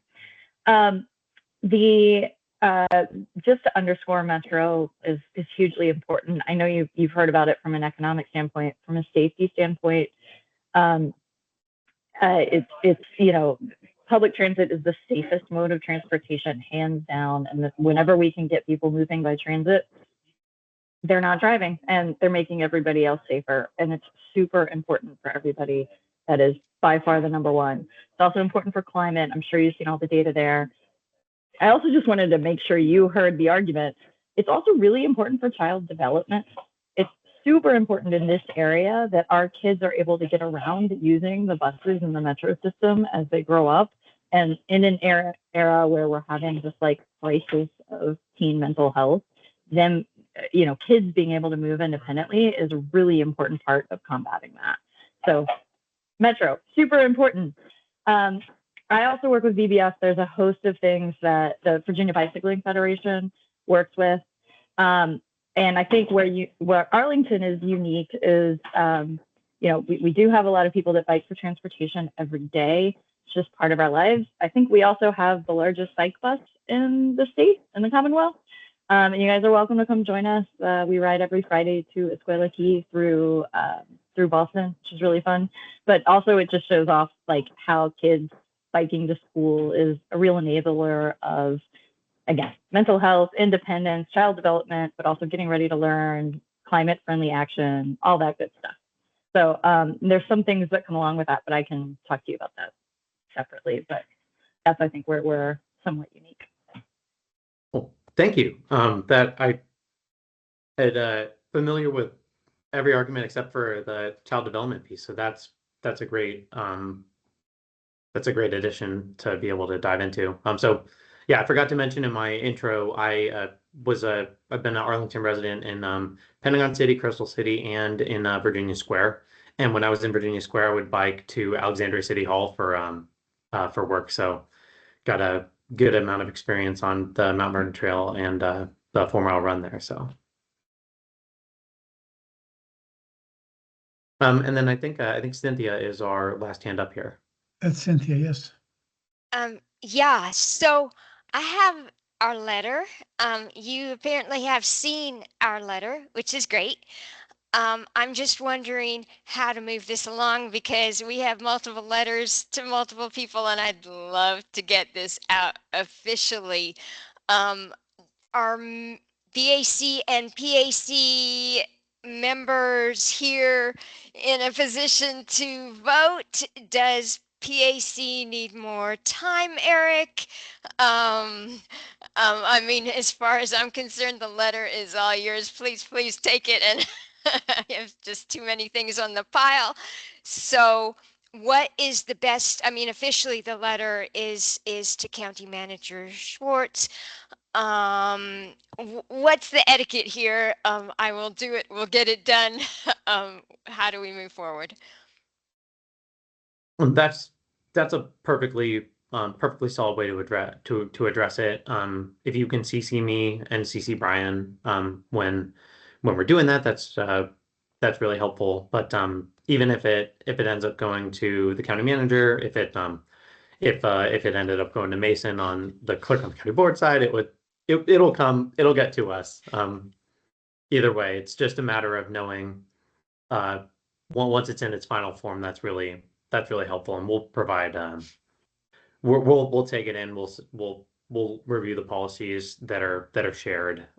Do some internal review in terms of like the timeline, the practicality, and sort of the like where it fits best into the plan, and then we'll be able to share. We'll sort of run that. We'll run those traps internally, but then if y'all have a future meeting where you wanted some feedback on it, I would be open to help working on that. And I think Brian, that's something we could do at a future?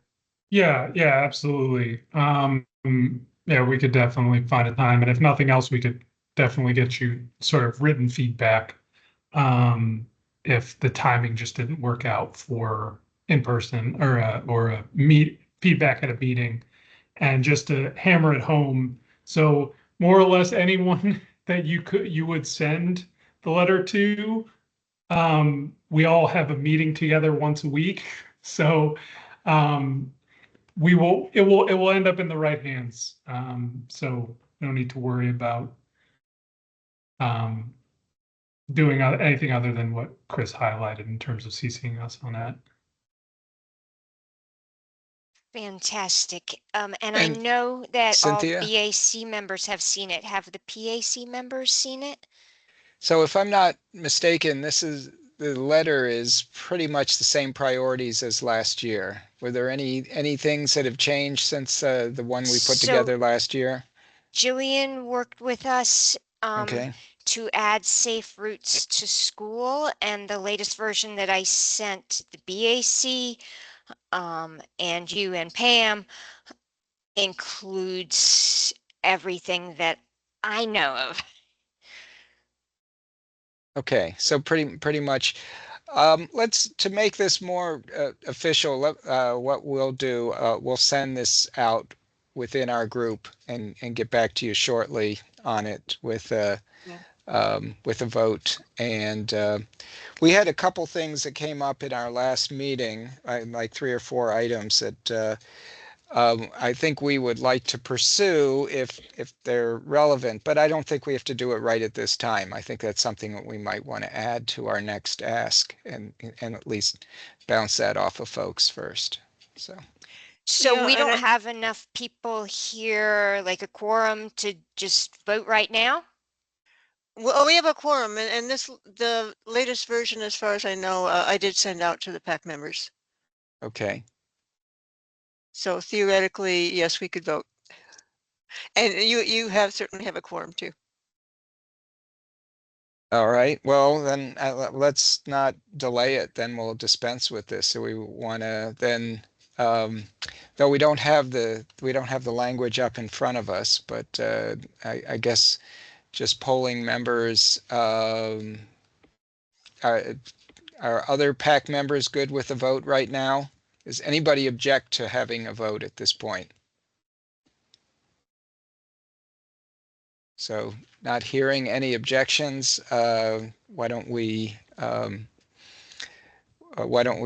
at least initiate this vote? So does anybody want to, Pam, do you want to, I guess, put a motion out for that? Yeah, I move that and we should do two separate votes, one for Okay. the PAC members and one for BAC members, that the PAC approve the draft legislation letter that was distributed just a few days ago. It is primarily what we sent last year, but we added a very good section on safe routes to school, which is so important. I think my only comment, if we need to make any changes, we have categorized topics into two categories, but we could just make Metro is obviously number one, and the rest of that we have under primary would be two, and then the third category would be our wishful thinking one, and that would be an easy change to do. So that would be one of my recommendations, that when we do a little wordsmithing. Anyway, I would like a motion with those changes, to accept the letter. Any discussion by PAC members here? I'm going to, Pam, this is David. I'm going to insert a little indexing here. I'm looking at the letter that you sent yesterday on 9 September, or sorry, 8 September. It's called the Backpack Legislative Priorities for 2026, Draft 1. I think that's the latest letter that we're talking about. Just so thank you. Yeah, I think so. Yes. Just so we're agreed about what body of text we're talking about. Thank you. Thank you. Thank you. That's good.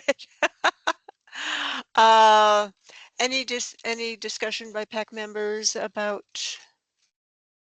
So I am moving that we, with a couple easy modifications, approve this letter by the PAC members, and I would like a second for that from a PAC member. Hello, PAC members. Say second, please, somebody. We might be a little short. I'll second it, but let's just make certain we have enough PAC members here. I'm just looking. Yeah, Andrea had to leave, but I think we had more than a quorum when she was here. Yeah. I think we may be down to 4 folks right now. If we only have 4, we can't do it. Me, you, Amber, that's 3. And I believe we also have Eric Malpelli. Eric Malpelli. And that may be it for the moment. Is Patrick Kenny on still? I don't. He was on. No, he seems to have left. Then we don't have a quorum anymore. Yeah. Okay. Well, never mind. We'll do this. We'll do this. We'll do it by email and get back to you soon, Cynthia. We won't delay here. But Cynthia, you can have the BAC members approve it.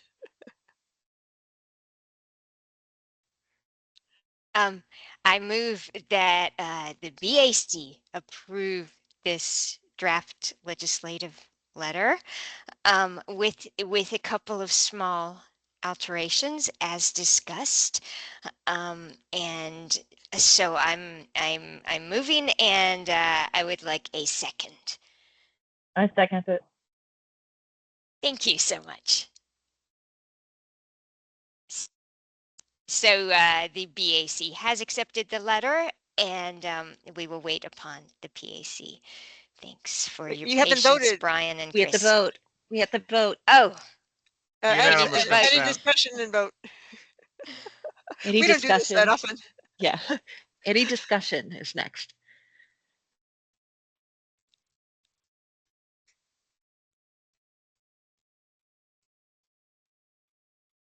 Now you can vote. And now you can vote. Yeah. All right. Aye. Aye. Aye. Aye. Aye.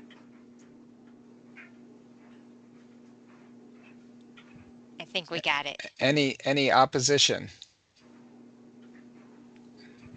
Silent on the opposition. Don't So I you think we dare got say it. anything, Yes. anyone. Thank you.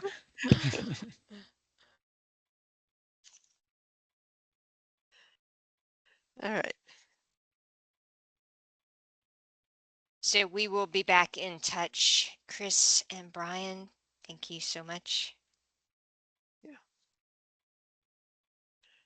Great. Have a good night, everybody. Thank you. Thank you for joining us, and Thank and you. Thank you. nice to meet Good you night. both. Have a lovely rest of y'all's Likewise. evenings. Yes. And I believe Kevin O'Brien is here. I think I saw him come on in the last half hour. So I did indeed. Can you all hear me all right? yes. Yep. All Hi, right. Kevin.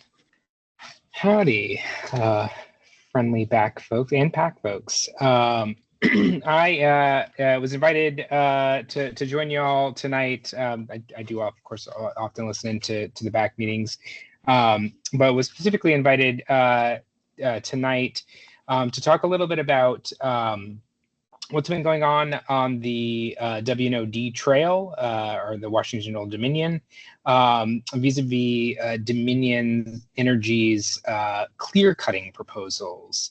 We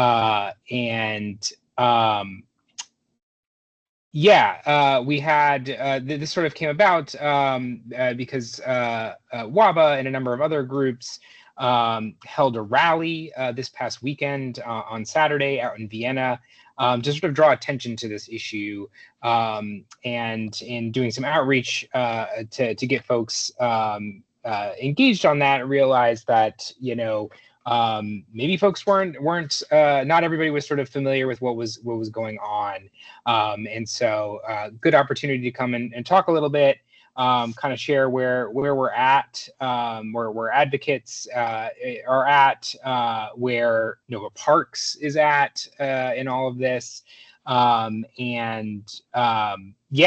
spend a few minutes kind of answering questions to the extent that I have any additional insight, more information, but also, you know, just sort of preparing for, you know, what might come next.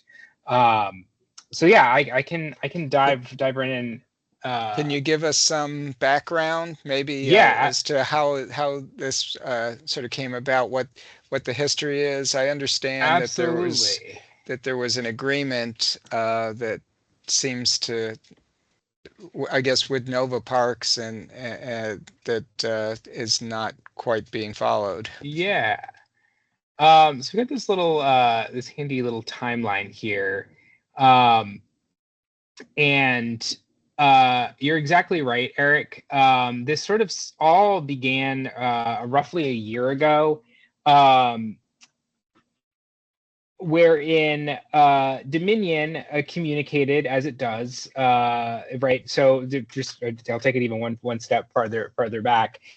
WNOD, obviously former rail trail, former rail corridor, that was purchased by Nova Parks. Nova Parks owns the land. So just important to remember that throughout this. Nova Parks owns this ribbon of park, the trail itself. Dominion owns the power lines and has an easement over top, and that easement allows them to do, you know, maintenance to ensure that, you know, the overhead wires are in good repair and not dangerous, whatever. But essentially, these two entities, right, Nova Parks and Dominion, have been joined at the hip for many decades now, and, you know, for the most part, I think have been able to sort of co-manage that space in a, you know, a relatively amicable way.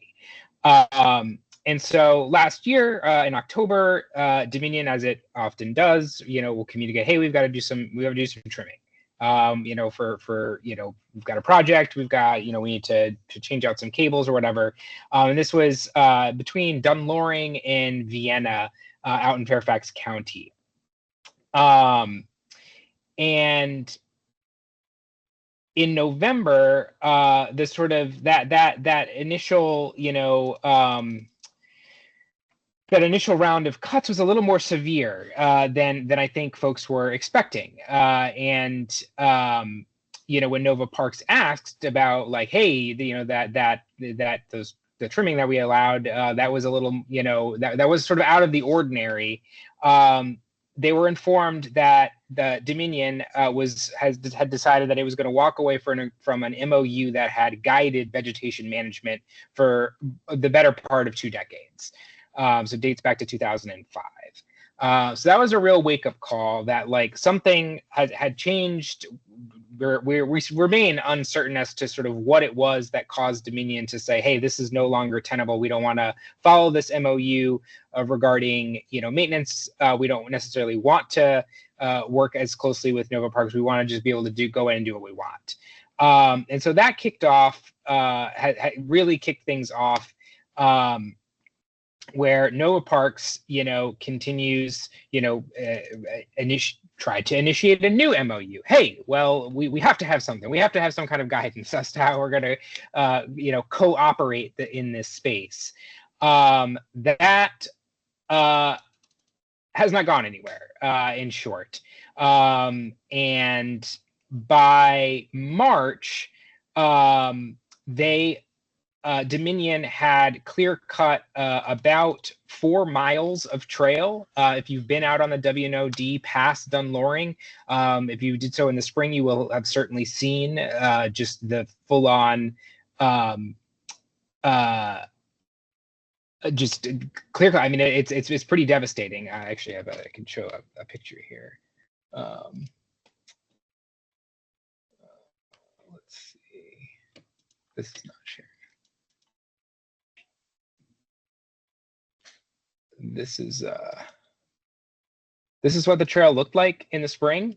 And they were going literally from property line to property line, right up to people's backyards. People who've, you know, lived in these houses for, you know, again, 2-3 decades, and, you know, for that entire time have had, you know, a background of trees, suddenly found that they did not have such trees. And yeah, just very, very extreme. Particularly when they did those 4 miles outside of Dunloring. And subsequent to that, they announced that this was how they intended to treat all 33 miles of the WNOD under which or over which power lines run. So not the whole trail, because the power lines do diverge from the trail in some points, but a staggering scope. Credit to Nova Parks and our elected leaders. All 3 counties, so Loudoun, Arlington, and Fairfax, joined together on March 18th and voted to unanimously submit this letter calling on Dominion to pause its actions and to return to the negotiating table, to certainly not clear cut all through 33 miles under the power lines, and to return to a more selective, vegetation management plan in coordination with Nova Parks. That, for the most part, is where we have sort of remained since March, April timeframe. Eventually, the smaller jurisdictions, City of Falls Church, Town of Herndon, Town of Vienna, all also joined in that sort of joint letter calling for Dominion to, pause, halt. And where we're at is, still in this stalemate. Despite both sides sort of passing back and forth drafts of the MOU, they're still pretty far apart. Nova Parks received maybe 2 or 3 weeks ago a latest draft after about 6 or 7 weeks of silence from Dominion. It's still not good. Basically, what Dominion is proposing, for when certain, restoration practices would have to go into effect, would be almost impossible to trigger. They would only have to do restoration when they took, more than 10 trees above 10 inches in diameter or something like that. Obviously, again, if you've ever been out on the WNOD, you know that because it lies underneath the power lines, trees aren't typically allowed to get that big. There aren't that many, big 10-inch trees. And so, by making that the sort of, trigger like for restoration, well, then we would just never trigger any restoration. They would never have to do any restoration. And that's a problem. I showed you that first picture of what the trail looked like right after it was cut. This is what the trail looks like now. And you may be thinking to yourself, wow, that doesn't look so bad. Look at all that green. All of that green is invasive vines. All of that is bad green stuff. And so, by Dominion doing what it did in the springtime ahead of the growing season without any contemplation of restoration, without a plan, it has just allowed these invasives, these fast growing invasives, to just thoroughly take over the corridor. While, green is somewhat good, this is not contributing to a vibrant habitat. It's offering obviously no shade or just ecological benefits to residents, to neighbors, to users, to anyone. And this is just not gonna cut it. And I think that's where most advocates and most of our local elected officials are at, is like, we have to have something better than this. If we are going to do any type of vegetation management, it needs to be paired with restoration. It needs to be paired with some kind of process for replantings. We are all on the same page in terms of, listen, like, we get it. There's power lines. You're not going to have 100-foot trees along the WNOD, but you can have native grasses. You can have low growing trees that provide some amount of shade, but sort of don't get higher than 30 or 40 feet. There's a lot of ways to deal with this. We know that there's a lot of ways to deal with this because we've been dealing with it successfully for 20 years without a major issue. So that brings us to last Saturday. Had a big rally, about 6 or 7 of us organizations who, a lot of them sort of based more in Fairfax, but truly representing, all of Northern Virginia, gathered in Vienna to, basically call attention. And we invited elected leaders from across the region to come and speak. We had several state delegates and senators who I think represent maybe the biggest, at this point, the sort of, this is beyond local pressure. This is sort of elevated, I think, more toward the state level and like state commissions. And that's that's who's going to have to put pressure on Dominion. But had our local folks as well. Takis, Chair Karantonis spoke powerfully about the importance of the trail, about the the opportunity here that Dominion just seems to be missing. That like here, despite Dominion's facing lots of different headwinds and controversies all across the Commonwealth, and here's an opportunity for them to earn a little bit of goodwill, to do something that we talk about like the sort of triple bottom line when it comes to like green infrastructure. The idea of something being both good for business, but also good for the community and good for for into the future. And so we continue to think that a trail that is vibrant, a park space that is healthy, an ecosystem that is maintained, is one that can very much serve Dominion's needs. We don't have to sacrifice power grid reliability for this. We can have both things. It's not impossible. And so that's kind of where we're at. The rally, I think, was a pretty big success. Cynthia was there. I know some other folks from Arlington were there. We had over 100 people show up in addition to these elected leaders. Got some really good photos. And there were cameras. We know local press was there. Surely Dominion was paying attention to what was going on. And so at this point, we're waiting to see if there's any movement, if Dominion's going to budge at all on this. And in the meantime, we've certainly given, I think, particularly our elected leaders, at the state level have armed them with some additional information.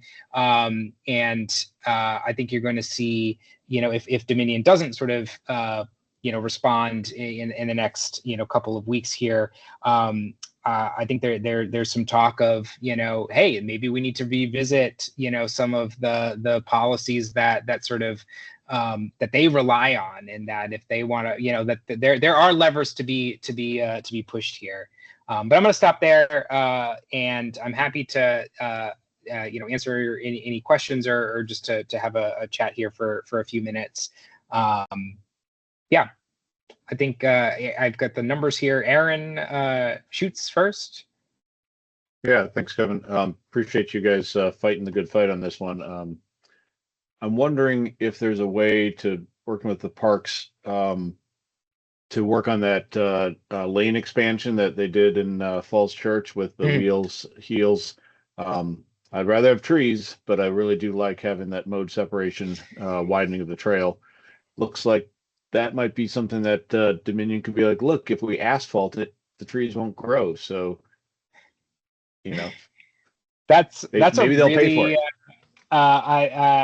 I'm only laughing because it was certainly a point that I was thinking could be made here tonight.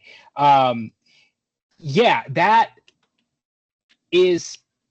I've had a lot of conversations with Paul Gilbert. Paul Gilbert is the executive director of Nova Parks. I actually moderated a panel with him on Friday, and we were talking about balancing trail development.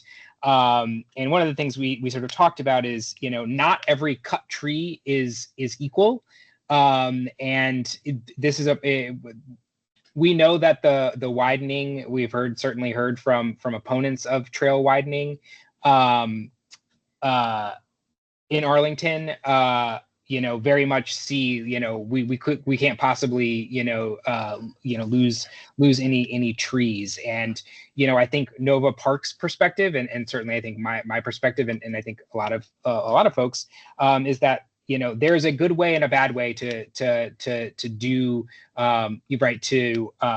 manage the trail. Sometimes we do have to cut down trees, whether they're unhealthy or they're, pose a, some kind of danger, or, we're looking to, make an improvement. And in that process, though, there is almost always, especially if this is initiated by the park itself, there's almost always an eye towards restoration, an eye towards, if we are doing something, we also need to make sure we're leaving it better, right? If we're going to take down, 6 trees to widen, in a particular pinch point, let's make this an opportunity to address stormwater concerns, to, plant more resilient species, to plant more appropriate species, to, and so, yeah, I think that's absolutely, like, it's something we would love to, talk about, or underscore the difference between that potential, project and that versus what Dominion's doing, which again is just, it's the indiscriminate, it's the doing it without a plan that I think is just really troubling. But yeah, absolutely. I think Arlington is next up in terms of Dominion's plans for clear cutting. They've done a little bit of trimming. They've done a little bit of tree removal over the summer. It's been selective, thank God. But very much, Arlington is next up in the crosshairs. And so I think it does behoove us to, be thinking about, if Dominion is going to insist that we need to manage, the space in some way, then we need to make sure that we're getting something, Arlington is getting a better deal, whether that's, it should be both a better trail, but also a restored ecosystem. We know 4 Mile Run is not in the greatest shape, and, this should be an opportunity for us to deal with some of that. Thanks. Eric. Actually, I think Noreen is ahead of me. Oh, okay. Noreen, you're up next. Oh, thank you. Okay. I put in the chat a link to the recording when representatives from Dominion came and briefed the Forestry and Natural Resources Commission in Arlington. And it's the first item on the agenda, so you don't have to sit through any other stuff, just go right into it. And they what they said is that the reason for this is that they've decided that they have to comply with some federal and state laws that all of a sudden that require that they go much further out. When they come through Arlington, a lot of those trees that you see on either side of the path are going to go, and it's going to be a very wide swath. They say that they have to prevent arcing. So we're like, well, has there been arcing in the past? Is there a reason for this? And they're kind of vague about that. It's like, well, no, this is, we have to comply with these laws. So, but they say that they are going to install meadows, and my understanding is that they say that they'll maintain the meadows with native plants and all this for a year, and then I believe the plan is to turn it over to Nova Parks to maintain. And I don't know how Nova Parks feels about that, but that's a very big job. I myself am involved with invasives management in Arlington, and I know you need an army of people, and we don't have an army of volunteers. We just do what we can. Anyway, so it's a big concern to us because, of course, it's going to remove a lot of tree canopy from Arlington, and we're trying very hard now to keep what tree canopy we have and to even try to add to it, because we're trying to get to 40% tree canopy, and we're not there. So this is going to take out a lot of trees. Our urban forester estimated that if they take out the minimum of what he thinks they might take out, it could be as much as 11 acres of trees. If they go all the way, like he was saying, if he doesn't know if they're going to target trees that where the branches hang over the boundary line, they might take those too. So it could be from anywhere from 11 acres of trees to 22 acres of trees. And of course, as we know, 4 Mile Run, it's a riparian area. I don't understand why they don't have to follow protections for riparian streams and things. But we're going to be having more briefings, and Cynthia and I exchanged a couple of messages. You all are welcome to listen in. It's most of the meetings are in person, but we have them hybrid, so you can also tune in on Zoom. So just keep an eye when the agenda calls for more briefings on from Dominion to the Arlington people. You're welcome to listen in. But I appreciate that, Noreen. It's just what we've heard is being offered is just not enough. Like, we'll give you $50,000 to do, like, what kind of restoration are you doing with $50,000? That's clearly not cutting it. Or even we'll help restore 50 acres, and you're like, okay, great, but if you destroyed 200 acres, like, what are you doing about the rest of those acres? So and I mean, I just question whether can anybody maintain this meadow, that much meadow going forward with the few resources that we have and the small budgets that we have and so forth. And meadows do mitigate stormwater, but in a different way than trees do. And meadows don't cool the streams and things like that. But and not to mention windbreaks and aesthetics and place for wildlife to inhabit and so forth. But anyway, I don't understand the justification for it. They keep saying, oh, it's arcing and it's these federal these rules. I don't know that they're all federal that they have to comply with now, and I don't know. I just don't know why. And what changed? What changed between last year and this year? Like, I didn't hear about federal rules change. Right? It does. It feels very. And looking in that MOU when they said that they're going to they were replacing the lines. Well, is this having to do something with the greater need for power with data centers and AI and all these Amazon and all these people that are coming in with these big tech centers and things like that? That does appear to be the rumor, and I think pretty pretty reasonable assumption to make there. Absolutely. We asked them about that when they briefed us. We were all very polite, but we were asking very pointed questions. And that was one question that we asked. And they said, oh, no, that has nothing to do with it. This is just about, complying with the regulations. Yeah. So anyway, that's, but if you have time, do take a look at that recording of the Forestry and Natural Resources. I put the link in the chat, but if you don't get it, you can go on the Arlington County website and search on Forestry and Natural Resources Commission and then look, for the meetings. It was the May meeting, and look at the recording. And they also sent their accompanying PowerPoints and things like that are also on the website to look at. Yeah. So that'll help. That gives some background. There was 3 of them there. Yeah. Yeah. And we're going to try to have them back. And we might be having somebody from Nova Parks this month, next week, but I'm not sure. That last I heard, that agenda item hadn't been confirmed yet. Gotcha. So anyhow, I hope that helped a little bit. I just want to point out it's 9 o'clock, and we do have Mary Delau and also David here. I wonder if there's any announcements, if we could have those, and then if after that, if we want to continue this discussion. I think it's a really good discussion. I don't mind staying on a little longer and folks can. Does that sound okay, Kevin? Can you hold for a few minutes?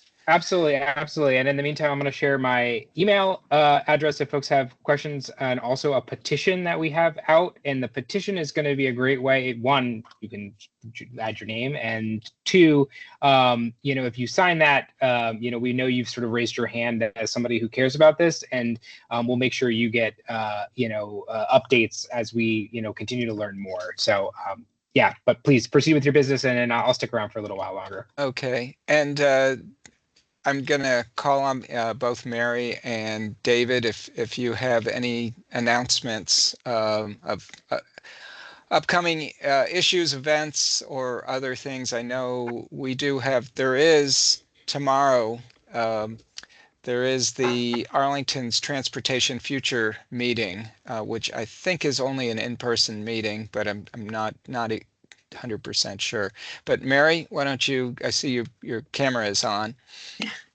Sure. So just briefly, coming up, we have our Halls Hill History Walk on Saturday.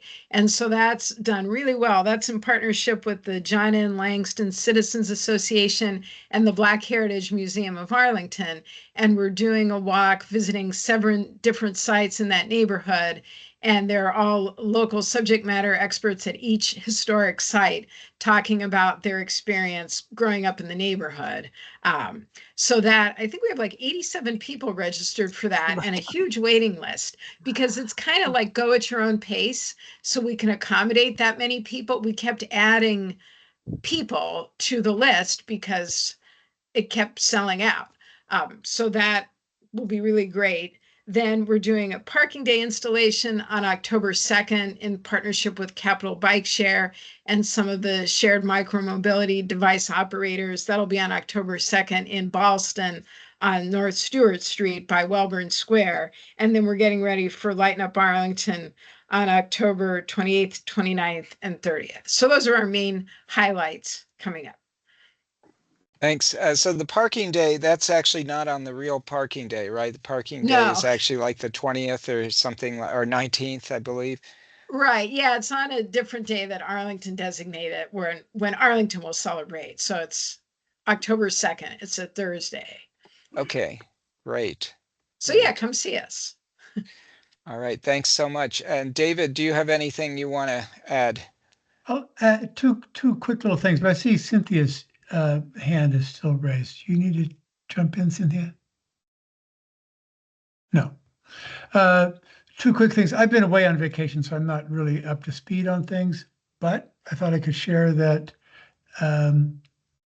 one of our key players in DOT has moved on to a new position, Jason Withstrom, who was it caught everybody by surprise. He's going to be going to Fairfax County, so there will be a position open, I believe. that's the Transportation Capital Projects management position. Team of 8 or 9 or 10 project managers. They have a huge portfolio of projects. These are all the projects that we hear about kind of piecemeal. So it might be an opportunity for the committees to ask for some sort of mechanism for sort of regular reporting or updating. I'm making something up here on the fly. So there's that.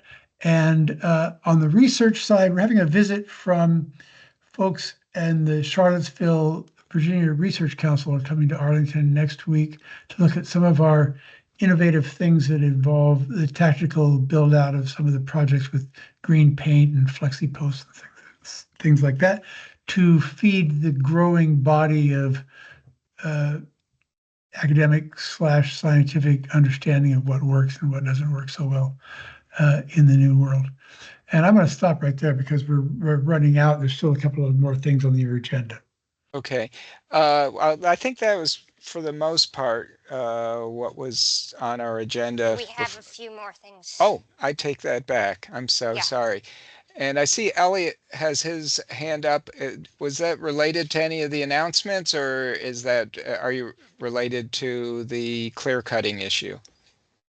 No, it was an announcement related. I just applied to be on the committee, like, I don't know, like 4 or 5 months back, and I don't think I've heard, or I was wondering like what that process was, or when This is for the bike committee, Elliot? For the bike committee, yeah. I will make a note to Elwin, who's my counterpart, who is liaison to the bike committee. That process is a little loosey-goosey. The pedestrian committee people just got their official announcement letters a couple of months ago. There was a backup at the manager's office because they do other things that are higher priority. But I'll bring a note to Elwin's attention, see if we can get that processed. Awesome, thanks. Elliot, Thank you. We've had a multi-year backup, so I consider you a member, but I agree that we need to make it official. You and several others. Yeah, there are we need some grease in the skids. And awesome, I appreciate it. Cynthia, you have a couple announcements? So just going on the agenda, we have 1 minute updating the master transportation plan refresh. Is Mike still here? Yes. Or I can say something. Well, yeah, you probably will say more intelligent things than I can, but I don't know. I haven't been very intelligent tonight. Both of our committees discussed the last meetings of the transportation update group, so there was nothing to report this month. We are meeting tomorrow evening at the Navy building. It is like any county meeting. It is open to the public, but there's also the possibility that the building's going to be locked at 6 o'clock and the meeting's at 7, so it could be a bit of a challenge. We will need to report back next month, and we could probably do that jointly, but we will need some time next month. That's going to be a requirement from what we learn tomorrow night. Right. And just, I think that they're going to continue on the scenario. I mean, the agenda was brief, but I believe they're going to continue on the scenario modeling exercise from what I could glean. I did send an email to staff that summarized some of the concerns that we had as a BAC had expressed last month. So I don't know. We'll see if that gets any response or if they address it tomorrow night or not.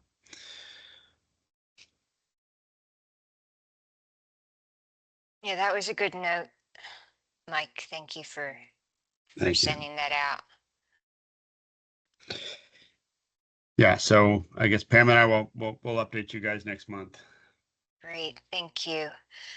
The next item on the agenda, was just preparing for the BAC meeting that's taking place on October 8th. And in addition to a very important master transportation plan update from Pam and Mike in that meeting, we will be meeting with Wei Wang, who is in charge of transportation for Arlington. And we have been trying to get this meeting with her essentially since we met with the county manager last March. So we're very excited that we have this upcoming meeting. And as some of you may have seen in your email, we have a draft letter. We don't have to talk about it now. We don't have time. We're way over time, but please read it, preferably this week, and get back to us with any issues, changes, whatever, because we need to get that out to Wei, and it's fairly substantive in what we're asking. If you have other questions for her, if you have issues with what's in there, please let us know. Thank you. With that, do we want to pick up with Kevin? Kevin has sent out the petition so folks can review that and add their name to that. But Cynthia, did you have any questions for Kevin? You had your hand up. I did. Most of my questions were answered in the discussion with Noreen. So I just want to say a big thank you to Noreen and to Kevin and all of WABA and all of the political members who have been so active in this fight. And just a reminder that Dominion Power makes billions of dollars with a B in profits. So when they offer us $50,000 for us to do the restoration, like, thank you for saying no. We deserve better. That's it. Thank you. Kevin, I guess one sort of parting question, is there anything that you think we could do as committees that might help this cause, which is, I think, a very noble cause?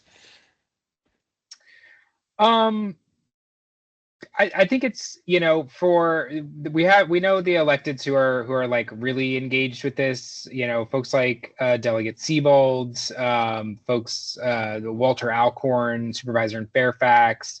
There's been a handful of folks who have been very engaged, but I think for a lot of folks, it just wasn't on their radar. And I think especially for the state folks. And so I think to the extent that, maybe it is a letter, to the county manager to raise it to his attention that, hey, this is a thing that continues to be ongoing, right? Right. When you hear that, hey, we all collectively did a thing in April. I'm sure by September it will have resolved. No. Right.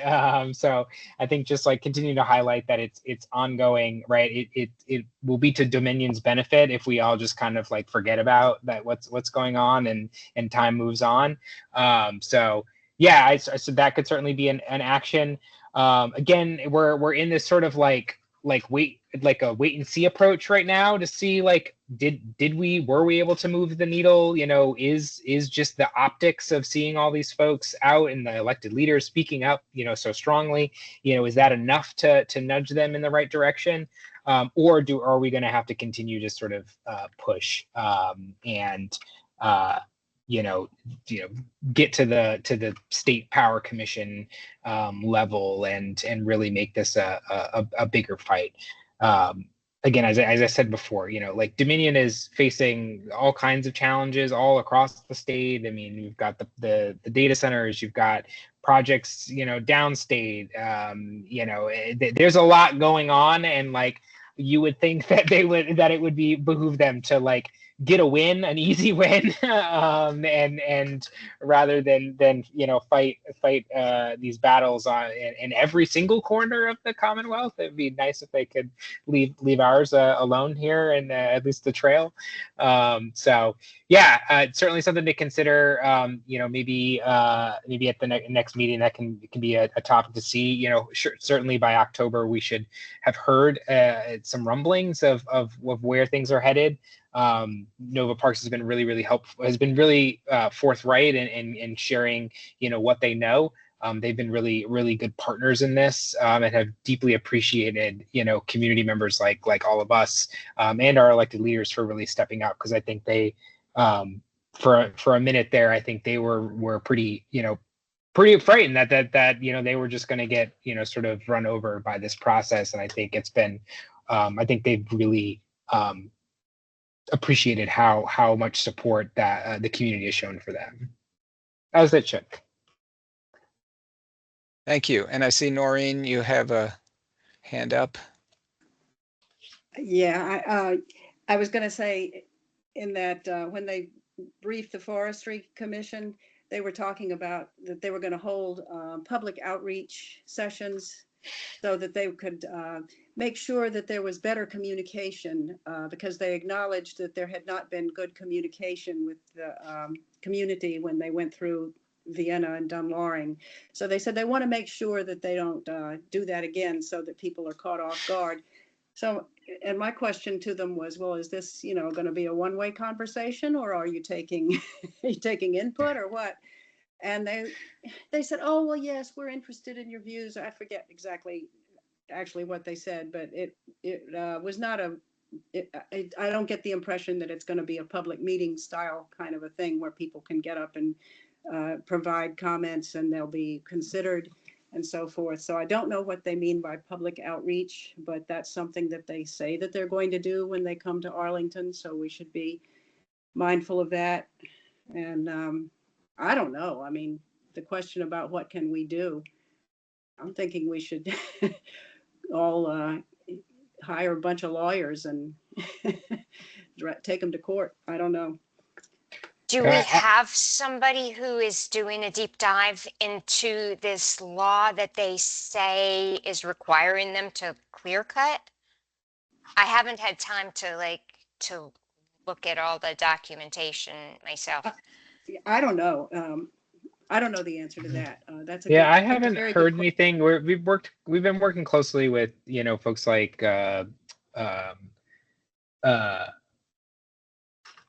Sierra Club, and Nature Forward, and some of the conservation groups that I think are a little more practiced in the art of conservation litigation.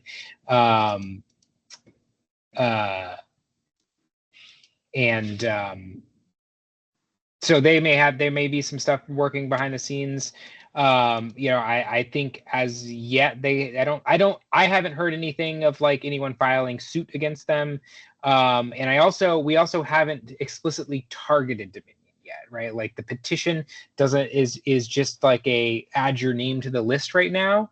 And we have been trying to steer clear of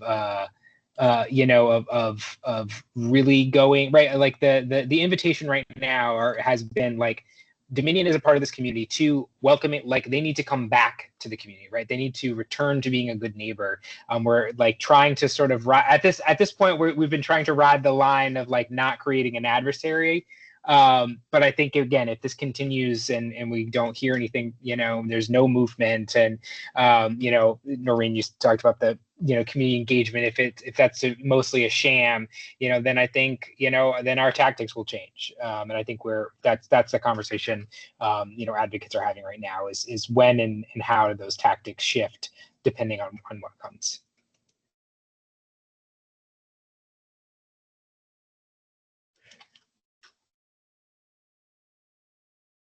Any other questions, comments? Thank you so much. Really appreciate you coming and giving us a detailed information about what's happening. And I certainly hope it ends up with getting that management back in place.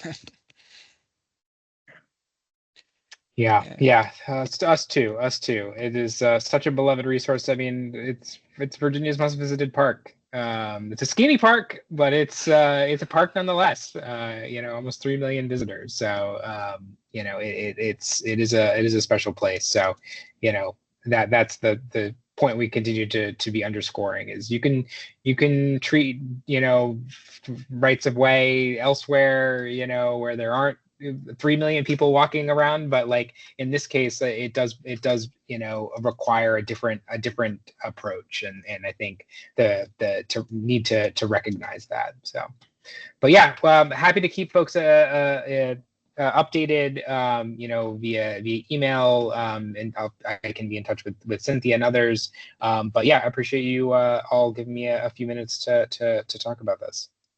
Well, you're welcome. I want to thank you, and I want to thank everyone for sticking around here. I think we can end the recording, David, and okay. And thanks everybody who 9:19. attended. Thank you. Yes, Okay. we Thank had you. quite a good turnout, so very much appreciated, and I